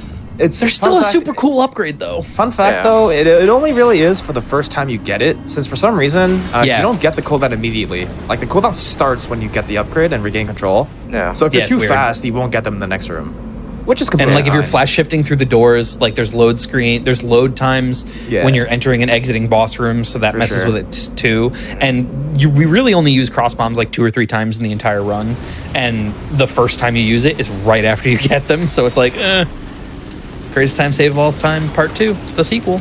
We are in Hanubia now, which some of you might realize that it's pretty much at the top of the planet. The ship is above us, but we can't go there right now since the door is too tightly closed. We'll get back there at a later date. But for now, oh nice. Ed does not forget that we're running glitchless. We're just This going category is to my cut baby. through- We're going to cut through Hanubia here and head to Ferenia, which we only visited once so far. And we're going to open this grapple block for later, as Manny does crazy 8s on his end. Oh, Ooh, missing the spark, but he has a early. chance to recover. Yep. Yeah, there's we can recovery. do a turnaround. Oh, that looked great. Oh, he stores early, so he's just gonna have to ice missile it out. Yeah, it's worth mentioning that the camera pans towards the walls a little later than we'd like, so we can't use the wall as a reference on when to store. So it's Yeah. all a feeling thing. But It's genuinely difficult to learn how to force spark Golzuna, and I've seen Manny do it 9 million times, so it's like, it happens to you everyone. know, I messed Yeah, up Golzuna absolutely. force spark last night in a race. So Yeah. like, it just happens. It happens to everybody for sure. We've got the cold segment of the game. Fun fact, Frozen Artaria is also very cold, but if you manage to get there with only the Varia suit, you still don't take damage. Yeah, it actually disables all environmental effects in general. So if you manage to find your way into some lava or a hot room, those also do not do damage. Ed, going through the purple Emmy room here, we are at the purple purple Emmy part of the game. There's a spawn in that Emmy zone that Ed just went through that could be right in front of the door that he speed kept through. And if you do get that spawn, you gotta do an extra jump to get over it, and it can be a little scary. We're hoping that Manny does not get the same level of bad luck. Hopefully. Or the opposite level of bad luck instead, rather. But here we're going to see Ed going to get the Storm Missile upgrade from SQ, the least favorite boss of anyone who isn't familiar with the speedrunning way of defeating this boss. Otherwise, this boss is super free. We're going to get a speed booster going in here because SQ's arena is one of those slow arenas we talked about. And then we're going to go... Oh no! Ed missing the pogos. He's going to restart for sure. I'm annoyed by that. Genuinely annoyed by that. With the screw attack, the tooltip for the screw attack in particular is such that if it's an electrical enemy, you can screw attack it and it'll do damage. Guess what SQ is? An electrical enemy. So we can do a bunch of damage on that by basically using it as a trampoline here. Ooh, is that going to be a 2-cycle? Nice. That is a 2-cycle. Definitely. Nice. Do you see why I reset the checkpoint there? Yeah. Oh, absolutely, so absolutely. fast. So, a little insight there on what we were talking about with the 2-cycle. You saw Ed flash to the wall and try to screw attack the Core X very, very quickly because while it's forming and it hasn't become colored, it's still black. You can actually hit it and it will not have iframes. So if you can just kind of 2-tap it really quickly, you only have to screw attack it one additional time to kill it. Yep. It also has the benefit of being in a better position towards the center of the arena. If you might have noticed from like Metroid Fusion speedruns or such, with the other set of Core X's, the runners will always try to keep the Core X in the middle of the room at the sweet spot or so. That way you can get the upgrade immediately. But not to waste any breath, as Manny descends through Ferenia, we have another set of twin robot fights. These ones are actually weaker than the set from Berenia because we're supposed to fight these earlier. We just leave them for later.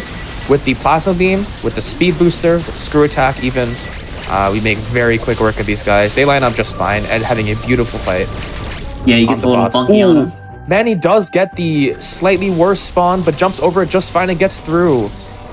Let's go. I'm so glad that you're using that strat now, Manny, I'll be honest. Yeah. Yeah, it's Manny real solid. has historically been the type to take these safer strats. However, with GDQ coming, he's been leveling up rapidly. Just vindicating all of us who knew you could do it. Honestly. Yeah, Okay. as the president of the Manny fan club in the Discord, Yeah. you know, I love to see it. Aw. I've been really happy to see your leveling up when Yeah. GDQ was a thing. I'm not All done love yet. between all of us, but we're not done yet. Manny is going to be heading for SQ here while Ed takes a speed booster into the purple CU, which breaks the shell immediately and then screw attacks the brain. It's almost like there wasn't a mother brain here at all. I know, right? Manny getting the kill. 1, 2. That looks great. Bring it to the center of the room. Boom. 2-cycle. Nice. Woo! Clean fight. Clean. So we're going to be seeing Ed go for a pretty tricky wave ME kill here. It's slightly different from what Manny's going to be doing, so we'll talk about that when he gets here. But essentially, you're basically just going to plant yourself here and shoot it in the face. You can miss, I believe it's 4 shots, correct me if I'm wrong, Sat. 4. In order to get this. Yep. Oh, this is... Yeah, oh, I'm gonna you have to gotta jump. You gotta jump. I gotta jump. Normally, you so- could break the faceplate here and slide under, but Ed missed a couple too many, so we're gonna jump it instead. But his recovery is super clean, Very and nice. he waves goodbye to the enemy. Come on, man. Good one, Hobbit. That's too much. I love I it, couldn't though. go through this without it. I love it. I love it.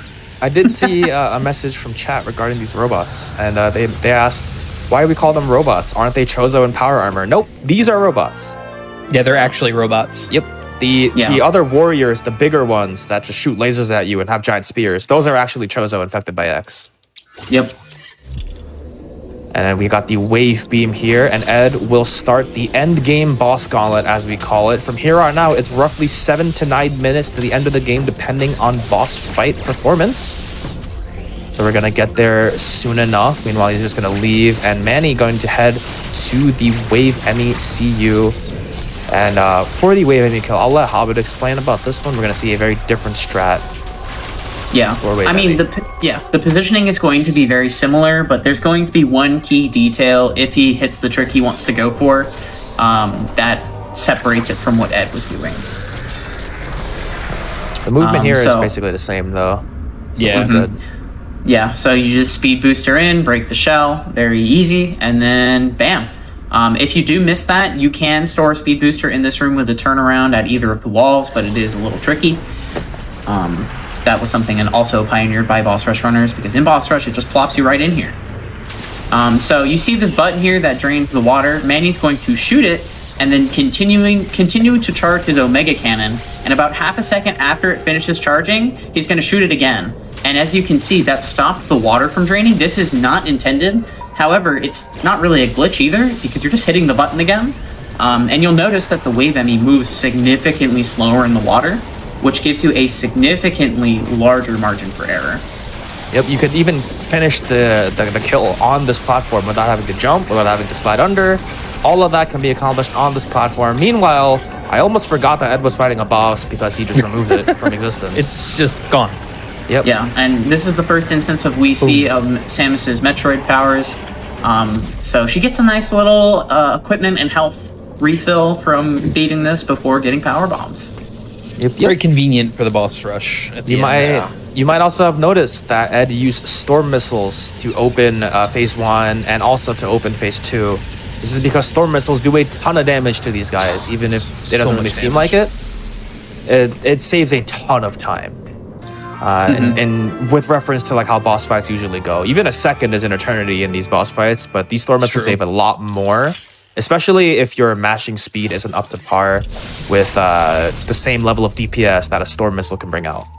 Yeah, because storm missiles plus ice missiles is a truly deadly combo, and something I actually failed to mention when Manny went for the deep blue kill, as we call it, where we stop the water drain. That was found by Infinity over in the Dread Discord, so shoutouts. Oh, I missed it. Getting to rep that trick here in GDQ. We got some time for some of the final donations coming up, since we're about to find the last 2 bosses of the game. Sounds great. I'll speed running a few here for you. $20 from Mayberry, who says, had to beat up my wallet to find this money. I was only planning on giving $10 for this, but after that showing, I guess I have no choice but to double it. Great run so far, with even better commentary. Good luck with the rest of the run. May the tides treat you well. We also had $10 come through from Torvis, saying, hey, Ed and Manny, the first try Adam skit and the great golfing had been so fun to witness. So proud of you. P.S. I hope the Clyde are safe and loved. No. You also notice Ed here in this Elite Chozo Soldier fight not firing storm missiles immediately while he's kind of screaming at you. It actually does not. It is invulnerable during that animation, because if you notice in the first Chozo Soldier fight, there's actually a cutscene where it transitions and shows that it's like X'd, kind of. Yeah, Manny so doing the same you here. use that time to get the storm locks. Yep, it's a little bit indicative as well when you're locking onto the warrior as well. Sometimes at the start of phase 2, when you're trying to get those storm locks, it'll delay a little bit. That's because I guess it's transitioning from 1 to 2 and it doesn't take damage and probably shifts hitboxes or something. I have no idea how it actually works. But yeah, we don't know what goes on under the hood. Yeah, but as long as you get your 3rd lock and it starts its next attack, you just let go of him and you'll like melt like a 1/3 of its health or something. I have no idea. Yeah, it's a huge amount of damage. Yep. But now we're going up to Eaterash in our little Saiyan pod here. Shoutouts DBZ. Anyway, Sam is taking a rest, kicking up her feet for the first time in the run, and for the last time as well until she gets to her ship. We're going to be seeing our dad. Basically, the entire story of Metroid Dread is about Teenage Rebellion. Yeah, Ravenbeak hasn't been paying it forward to Samus, so she's got some words for him. Absentee Daddy-O. There is a lot of boss fight strategy with this one, but the main one for phase 1 at least is the gold skip. which is referencing this Aeon shield that's currently around Ravenbeak Good right now. RNG. What? Oh, Bro. that I don't know if that looked kind of weird to I think me. I missed the cross bomb Yeah, placement. you probably.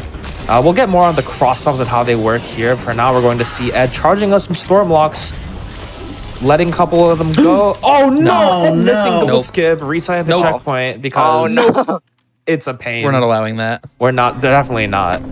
Yeah, when Gold skip is Ravenbeak's gold something like that, important. he is completely invulnerable, and you have to wait for him to melee counter you to damage him. It's an extremely tight timing between when the second storm lock shows up and when you have to start firing. that And again. the reason why Ed is using cross bombs is because in this phase and this phase only for this fight, each cross bomb explosion does damage to his barrier shield. Yeah, it multi hits, but we're gonna see gold skip. Okay, Oh, all right, well- I think you just gotta go. We're just Yeah. gonna let it happen. Just gonna let it rock.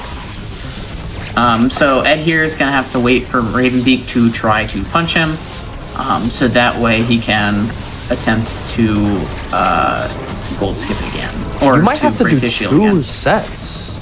Oh, What? You, Hello? you missed one. Sir? Gotta go again. There it is. Yep. All right, I think you might have to do this twice. Yeah, probably. Yeah. This guy's a jerk. Yeah. It's fine. So we're gonna see Manny heading up to Iterash at the same time. As Ed is doing his fight here, waiting for another parry so we can transition to phase 2. Phase 1 is really this bad if you don't have a lock, ironically, on gold skip. So we're gonna see it here. This should be the last time. There we go. Phase 2 coming in. From this point on, it's literally just all shooting Ravenbeak, but you'll see on this Gatling gun that Ed just melees to the side and holds the free aim button to strike this low profile pose, and you can just dodge almost all of the Gatling gun this way. It's brilliant. Yeah, definitely a case of try this at home. It will make this fight go faster for you. Yeah. Because I know for me, casually, I struggled with this fight quite a bit. And you'll also see Ed here kind of standing near the wall. That can manipulate his behavior a little bit because we don't really want him to do that slam onto the ground. And then coming in here, coming in here, Ravenbeak does not give Ed a early counter, is. but gives it one here early enough in the fight where it's definitely probably worth considering. Well, it's because if mandatory. Yeah, it is that's true. mandatory for the Incentive, yes. Come You got on, me. we got that. Yeah, you're right, you're right. Let's go. All good, all good. And that is the final parry, yep. technically. And But huh? Go on. if you deplete his health during that parry animation, you lose time because he doesn't die immediately. He finishes the animation.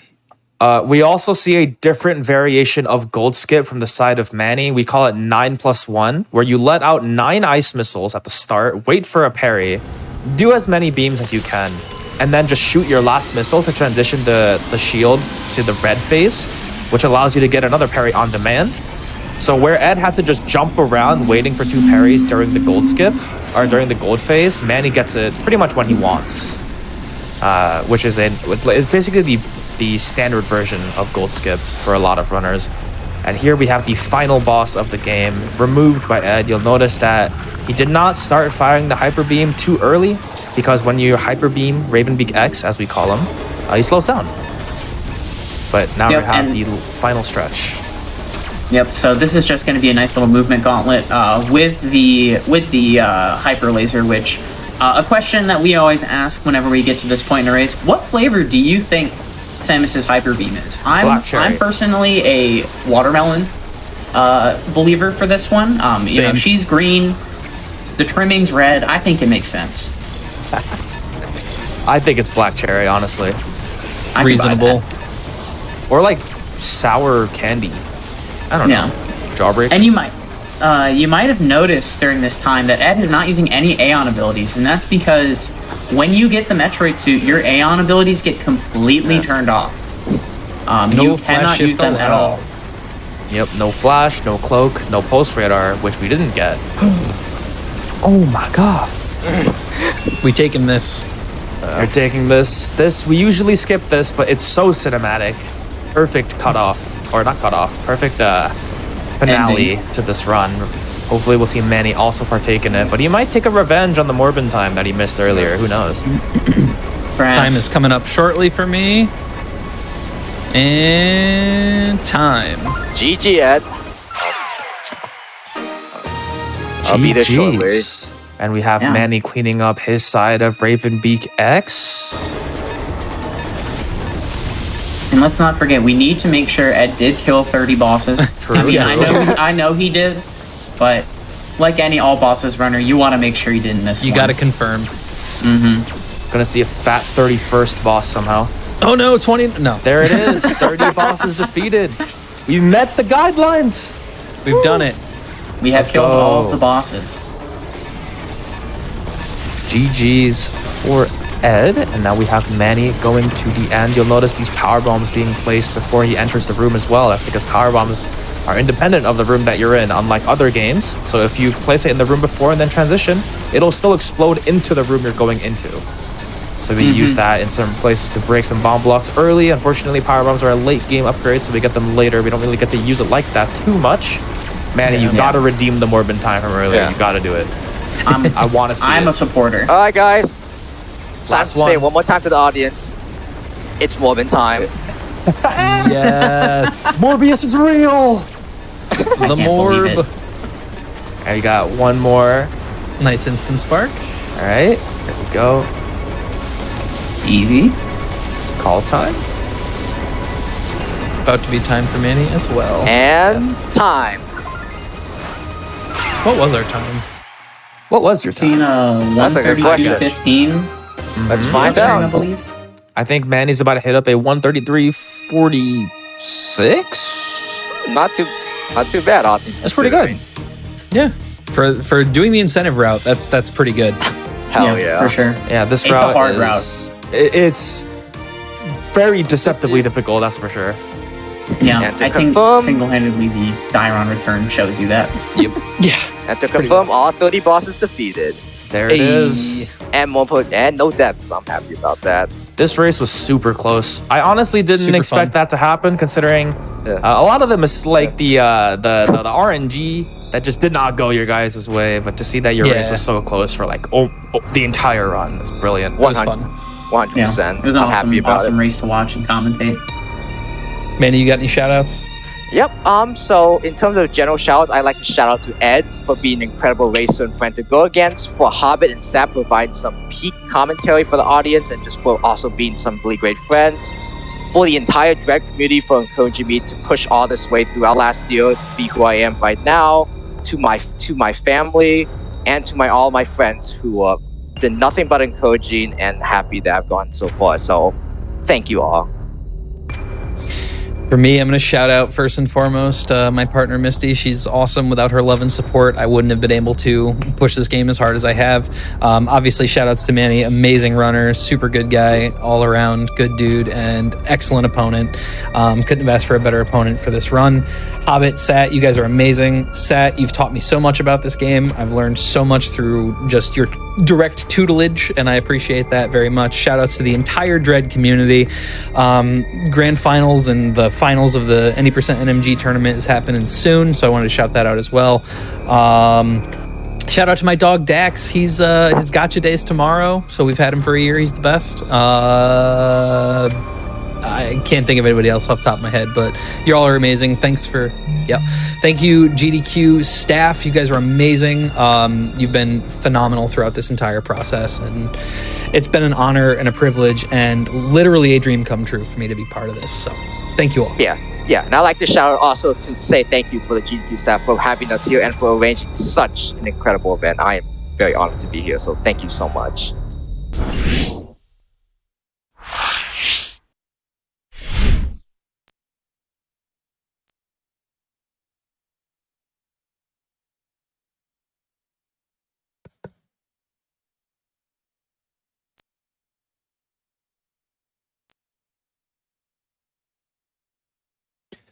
All right. What an incredible showcase of Metroid Dread. I didn't even know you could beat that game that fast. What just absolutely incredible. I'd like to bring everyone's attention to our final bonus game of AGDQ 2023, which is, of course, The Legend of Zelda: A Link to the Past 100%. Now, you guys have been going hard in the donations. We are currently at 94,000 out of the 400,000 needed to make that run happen. But there is only about 3-ish runs away from that run. So we need to get some donations in to make that happen. And they are, of course, supporting Prevent Cancer Foundation. It could not be for a better cause. So if you are willing and able, please continue to donate to make that run happen. An irritable space pirate is helping us to get there by donating $100, saying, "Hey there, GDQ, space pirate here. I'm writing this to let you know how frustrated I am. Here I was, just minding my business, getting ready to donate when your speedrunners tore through my living room, stole my super missile pack, and left without so much as a hello. I'm still going to put this $100 towards the last bonus game, though, because I want more AGDQ. Now, if you'll excuse me, I need to clean boot prints off the carpet." Well, while they're doing that, I think now is a good time for everyone to get up, maybe stretch a little bit. If you have to clean boot prints off of the carpet for yourself, feel free to do so. And we will see you here after a short break in just a few short moments.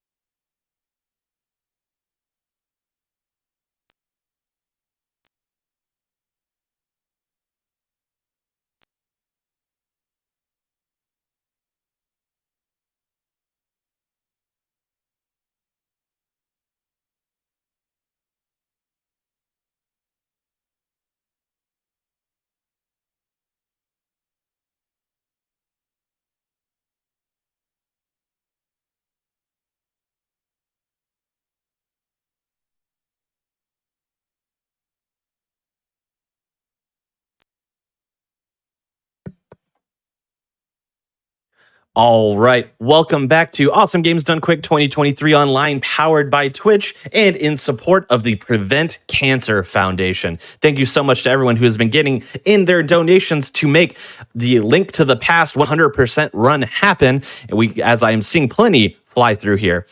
such as a $250 donation from Nick saying, I always look forward to watching A/S GDQ. Thanks to all the streamers, commentators, and everyone who works behind the scenes to make this happen. Let's break the $2 million mark, which I'd like to remind everybody, if we do hit a link to the past, then we will be at $2 million.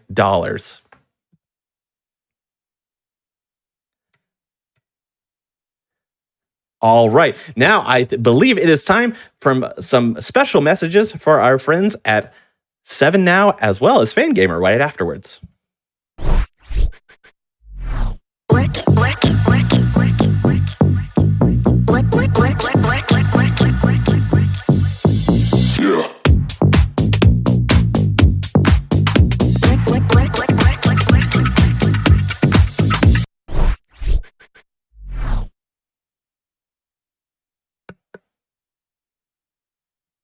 All right, we want to give a special shout out to our friends over at Fangamer. Now, if you're not familiar, Fangamer is a video game merchandise company. That means they are developing merchandise for all of your favorite video games. And not to mention, they are indeed shipping those merchandise items worldwide. Now, if you are also unfamiliar, as you'll probably see on the screen here, we have an extensive list of GDQ merch. And if you purchase any of this GDQ merch through Fangamer, that will also be benefiting the Prevent Cancer Foundation. So it is very encouraged. And of course, there's a lot of wonderful items here. And if you're interested in learning a little bit more about Fangamer and their offerings, feel free to go on over to fangamer.com/GDQ.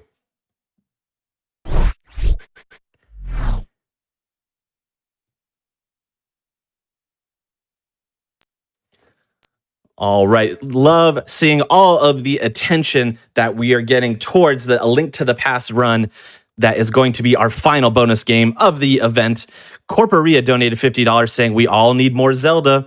Too true, too true. Shad's coming through with $100 as well, saying, as the show is coming to a close soon, I just wanted to donate one more time just to thank everyone who helped set up this wonderful event and to all the speedrunners who have entertained and lowered my productivity this past week, which was worth it. That's good. This donation goes to one of the most memorable games of my childhood, The Legend of Zelda: A Link to the Past. Let's extend AGDQ as much as possible.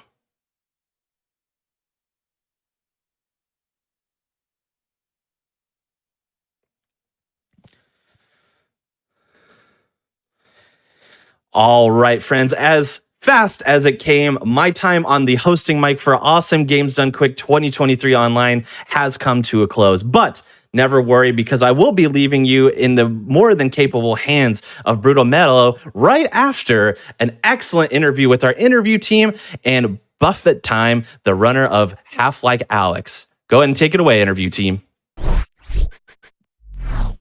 All right. Hello, I am Feasel, and I am here with the runner of Half-Life Alex, Buffet Time. Thanks a lot for joining me.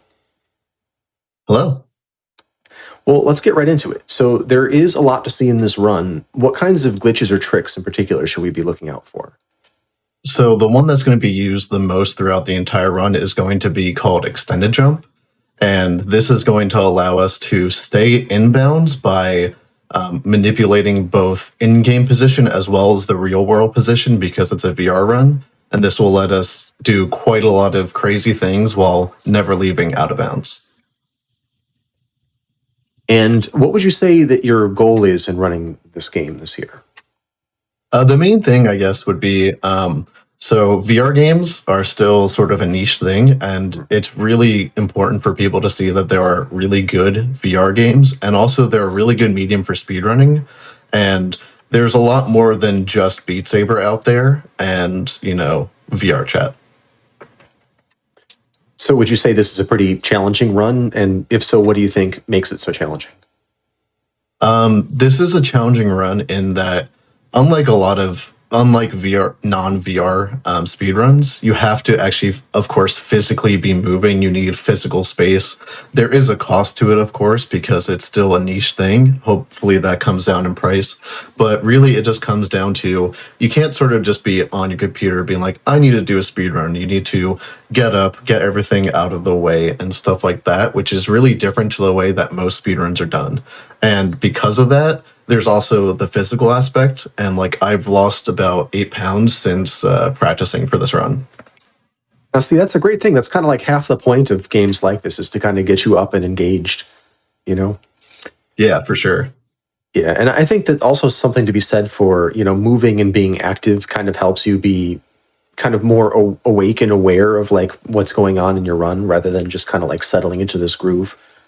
Oh, for sure. It's the sort of game that you can't really like. When I've done a lot of non-VR games, I can get into a state of like autopiloting during like a running session for like 2 hours. Whereas it's much harder to go on autopilot when you're constantly being aware of, oh, my TV is right behind me. Oh, I might kick my couch, something like that. So you have to be constantly aware of your actual physical surrounding. And then on top of that, you're also playing a game. So it's like a lot more, there's like, you're always in track of two separate worlds at the same time, basically.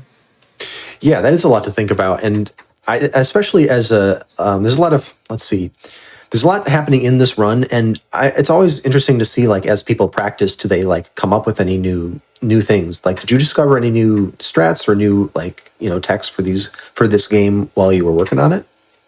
Yeah, so this run that is going to be coming up is drastically different to the run that we did back in 2020 because that was an out of bounds run. There's been a lot of new things that have happened in that run since that run happened, but inbounds is just a completely different route. But also there's a lot of like nuances of like, there's a lot of different ways to do many different parts of the game. And so it's really, there's a lot more personality to each run because of the fact that it's very physical. People's heights are different, so you have to do certain things slightly differently. And then also there's just many different ways to, because it's all about moving your head in a specific way. So there's just so much that's there. And also, unlike in the previous GDQ run we saw, the extended jump wasn't really used in that much, whereas in this run, it's like pretty prominent. So the run's basically evolving still as people bring different things to it. It seems like. Yeah, for sure. And the more people that come in, we're just going to keep finding more because anytime new runners come in, they take it. Everyone has a different approach, and then we keep finding small different things. It's great. It sounds great, like a real collaborative effort. Yeah, for sure. So how did you get into running this game? Like, why did you pick this, or what appealed to you about this as a speed run? So, as a massive Half-Life fan, the last Half-Life game before this was 2007 with Half-Life 2 Episode 2. And so, in late 2019, when it was announced that there was a new game coming in a few months, I'd already been interested in getting VR because I had played with Oculus dev kits before, and I really wanted to play Beat Saber, but then I had the excuse, and luckily had just gotten a bonus at work, so I just took the dive and got an index. And then a few months later, Half-Life Alyx comes out. It's still my favorite game ever, even non-VR included. And so I just thought, well, I've never done a VR speedrun. I've never seen anything like this, so I'm definitely going to get into this. And really, it just came from there. Well, that sounds great, and it really seems like something different. And I'm really glad to see this in the schedule, and I'm looking forward to watching this run. Yeah, it's going to be a really good run. Well, that is all the time we have. I want to thank you very much for chatting with me. Thank you. And just a reminder, we have a donation incentive for this run. We've got a bidding war for the whiteboard text, so get your messages in for that now during the upcoming run. Stay tuned for Half-Life Alyx, which is going to be coming up right after the next run. But first, let's hear about some prizes.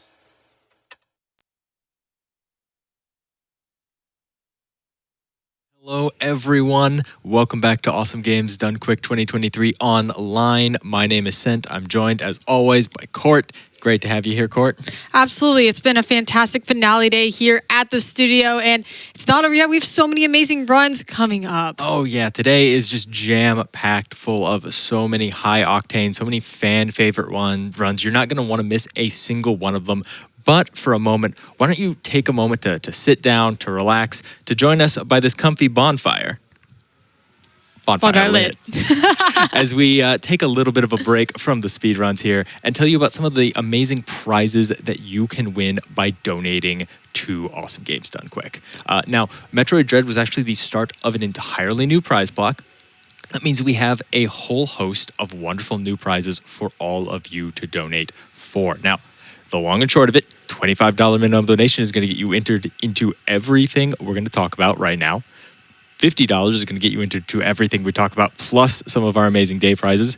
And $100 is going to get you entered into all of that, plus a very, very special prize I can't wait to talk about just a little bit later this segment. But Court, why don't you kick us off with whatever's caught your eye? There's just so much stuff on the couch and table and all of it. We have a slew of Dark Souls and Elden Ring related stuff, but since we just saw that Metroid Dread run, I figured we could kick it off with these two Metroid Dread holographic posters we have. You want to hold one up for me here? So these were donated to us by actually one of our camera operators, C Average. They look very rainbowy in these camera lights right now, but you can see Samus. You have a vertical.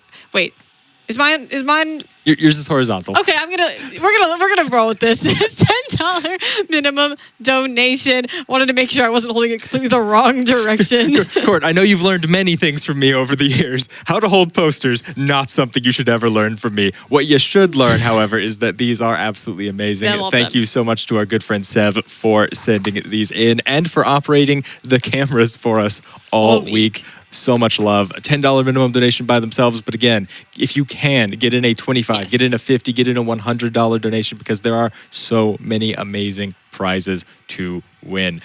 Something that we don't quite have to bring out right now, but going back to Dark Souls, is from our good friend Sky Pirate Prince.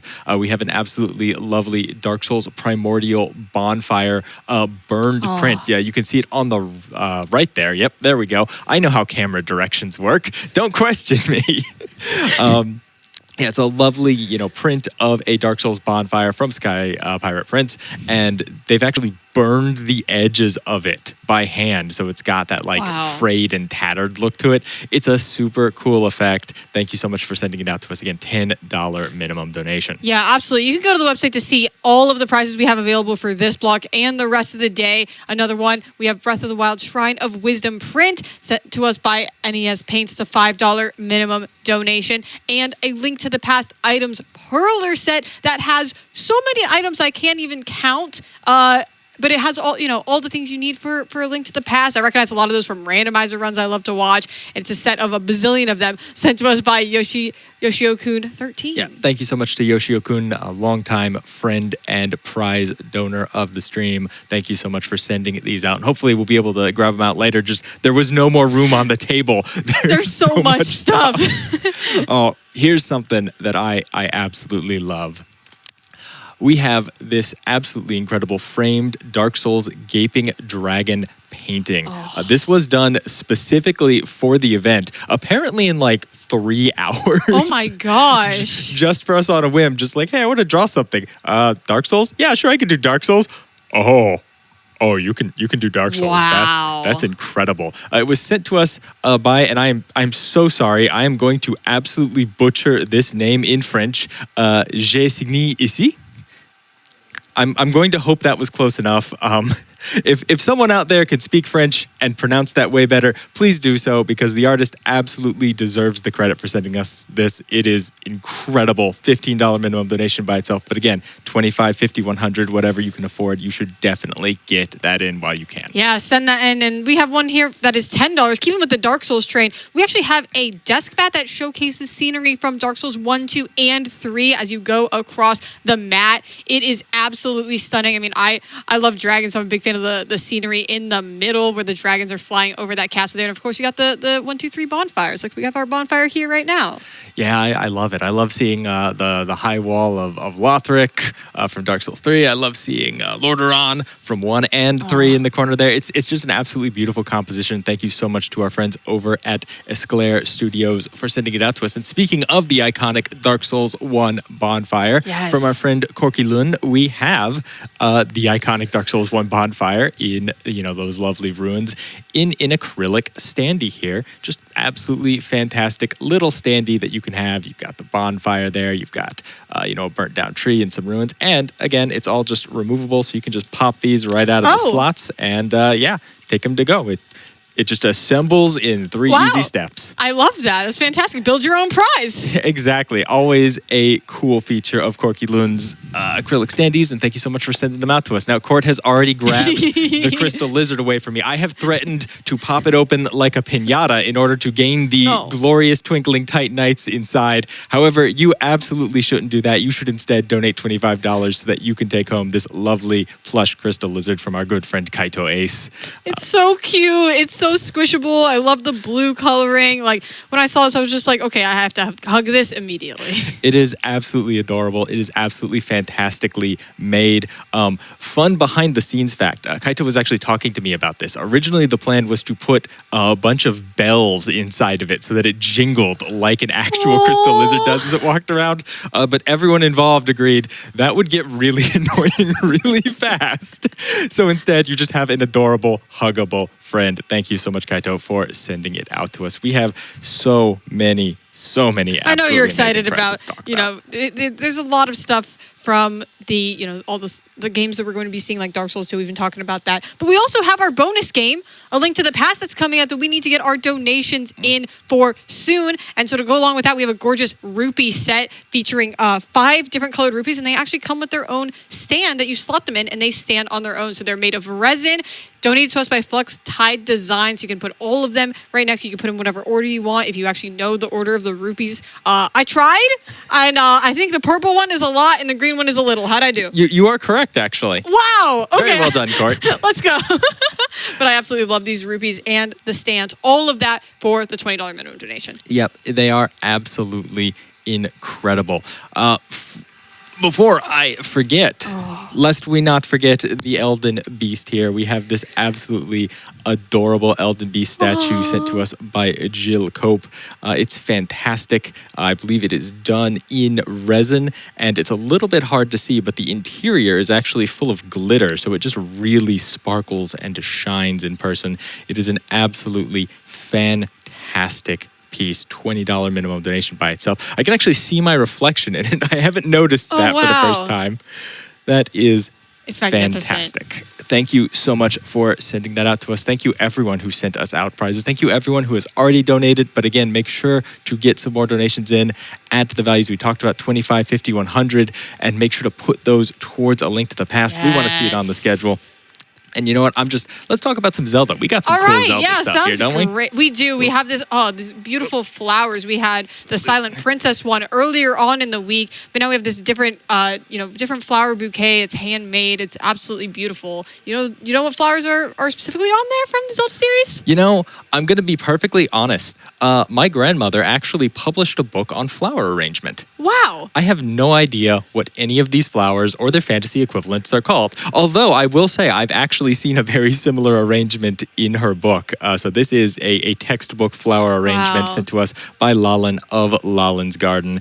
It's absolutely fantastic. If you're curious, these flowers are all done from cloth. So these are like different fabrics shaped into flowers, which is, again, just an incredible choice of medium, $25 minimum donation. Thank you so much to Lalin. This is incredible. It really is. And we have a lot of prizes on top of our posters here, but we do have the NES that goes along with it. So we'll get the poster pulled up, but we have a poster set featuring a lot of famous speedrunning scenes and an NES signed by your favorite speedrunners from Running with Speed, the documentary. So let me just show that NES for us while you talk about it. Yeah, no, you get a pair of posters from the documentary as well as an NES signed by all of the runners involved in the documentary. Running with Speed is available to watch right now. I've heard from so many people in the speedrunning community who have way more time than I do this week that it is just genuinely like one of the best outside looking in perspectives on speedrunning that they have ever seen. I'm excited to watch it after the event. I'm kind of hoping maybe we'll all be able to sit down when this is all said and done and watch it together. That'd be super cool. But for you at home, you could be taking home a set of posters from the documentary along with this NES signed again by every single runner that was interviewed as part of it. Yeah, if we could get a zoom on it, we could kind of see all the different names that go there. I recognize, of course, Skybills from yesterday's run. So many of my friends have signed this. Cool Kid, Sinister One, Zallard, Summoning Salt. Maikuyama is right on Maikuyama's there. The signature I actually want to point out on this that really, was like a, wait, wow, you got that signature is Hoda Ruby has signed this NES. Hoda Ruby is a runner who we in the speedrunning community for years thought was like 3 cats in a trench coat. We were not sure that they actually existed. We've got Hoda Ruby's signature on this NES. You could have it too for a $50 minimum donation. Thank you so much to our friends from Running with Speed for making that happen. And of course, not to forget it, from our good friend Sky Berkson, as I remove it from its protective shell, we have an incredible, one-of-a-kind, Breath of the Wild stable miniature. Again, Sky Berkson works basically entirely in paper. Everything you see here, from the tiny Link and horse, to the campfire, to the boxes, to the foliage, to the structure itself, is made of hand-cut paper. And hand colors. You got to get all the correct colors. There's like blending on this that had to be done with each of the individual things to make those structures. It's unreal. This is, when I say one of a kind, I mean it. This is absolutely a one of a kind piece. $100 minimum donation at any point today, but I promise you, this is a showpiece you're going to have forever. And it has a fun little special function that our pictures, I don't believe, have shown off. We got a little button in the front because the lights work. Oh my gosh, I didn't even know that. I love getting surprised by the prizes here too. That's incredible. Yeah, not only the front lights, but even this little campfire right here on the side lights up. It knew it was going to be part of our bonfire prize block. It's so perfect. It absolutely did. It is incredible. Thank you so much to our good friend Sky for sending it out. And keep in mind that $100 is going to get you halfway towards our grand prizes if you haven't gotten entered into them already. We have 3 amazing ones, a replica set from our friends over at Heroic Replicas. You get your Hylian Shield and your choice of another one of their absolutely incredible replicas. A gaming PC from our friends over at Skytech Gaming. It's got a 3060 Ti. It's going to do what you need. And a lovely Fallout AER 9 laser rifle from our friends over at Cute Monster Props. We've brought the case out. It is slowly presenting itself. It's going to happen eventually. There are genuinely so many more prizes that we just don't have time to talk about. There's chainmail. There's beautiful paintings. There's so much. You got to go over to GamesDoneQuick.com. Check out all of the prizes that you could be eligible to win by donating. Check out all of the incentives that you could put those donations towards, like that link to the past bonus game. We want it. And check out all of the amazing speedruns, because the finale day is always jam-packed with some of the best stuff of the marathon. Don't miss a single run. Don't go anywhere. And we're going to be up with Terraria real soon.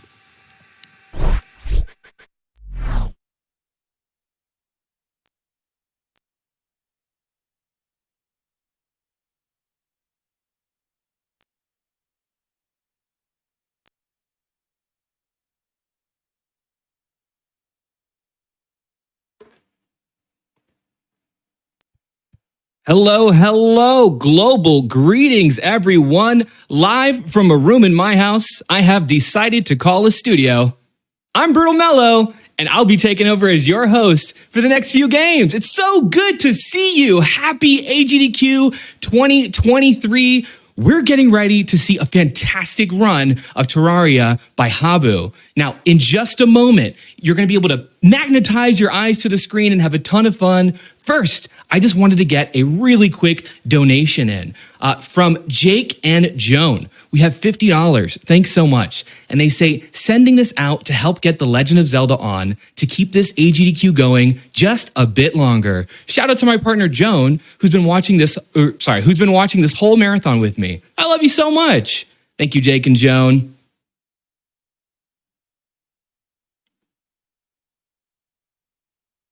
I am hearing that it's time. So, without further ado, we have Terraria, Moonlord, No Major Abuses by Habu. Take it away.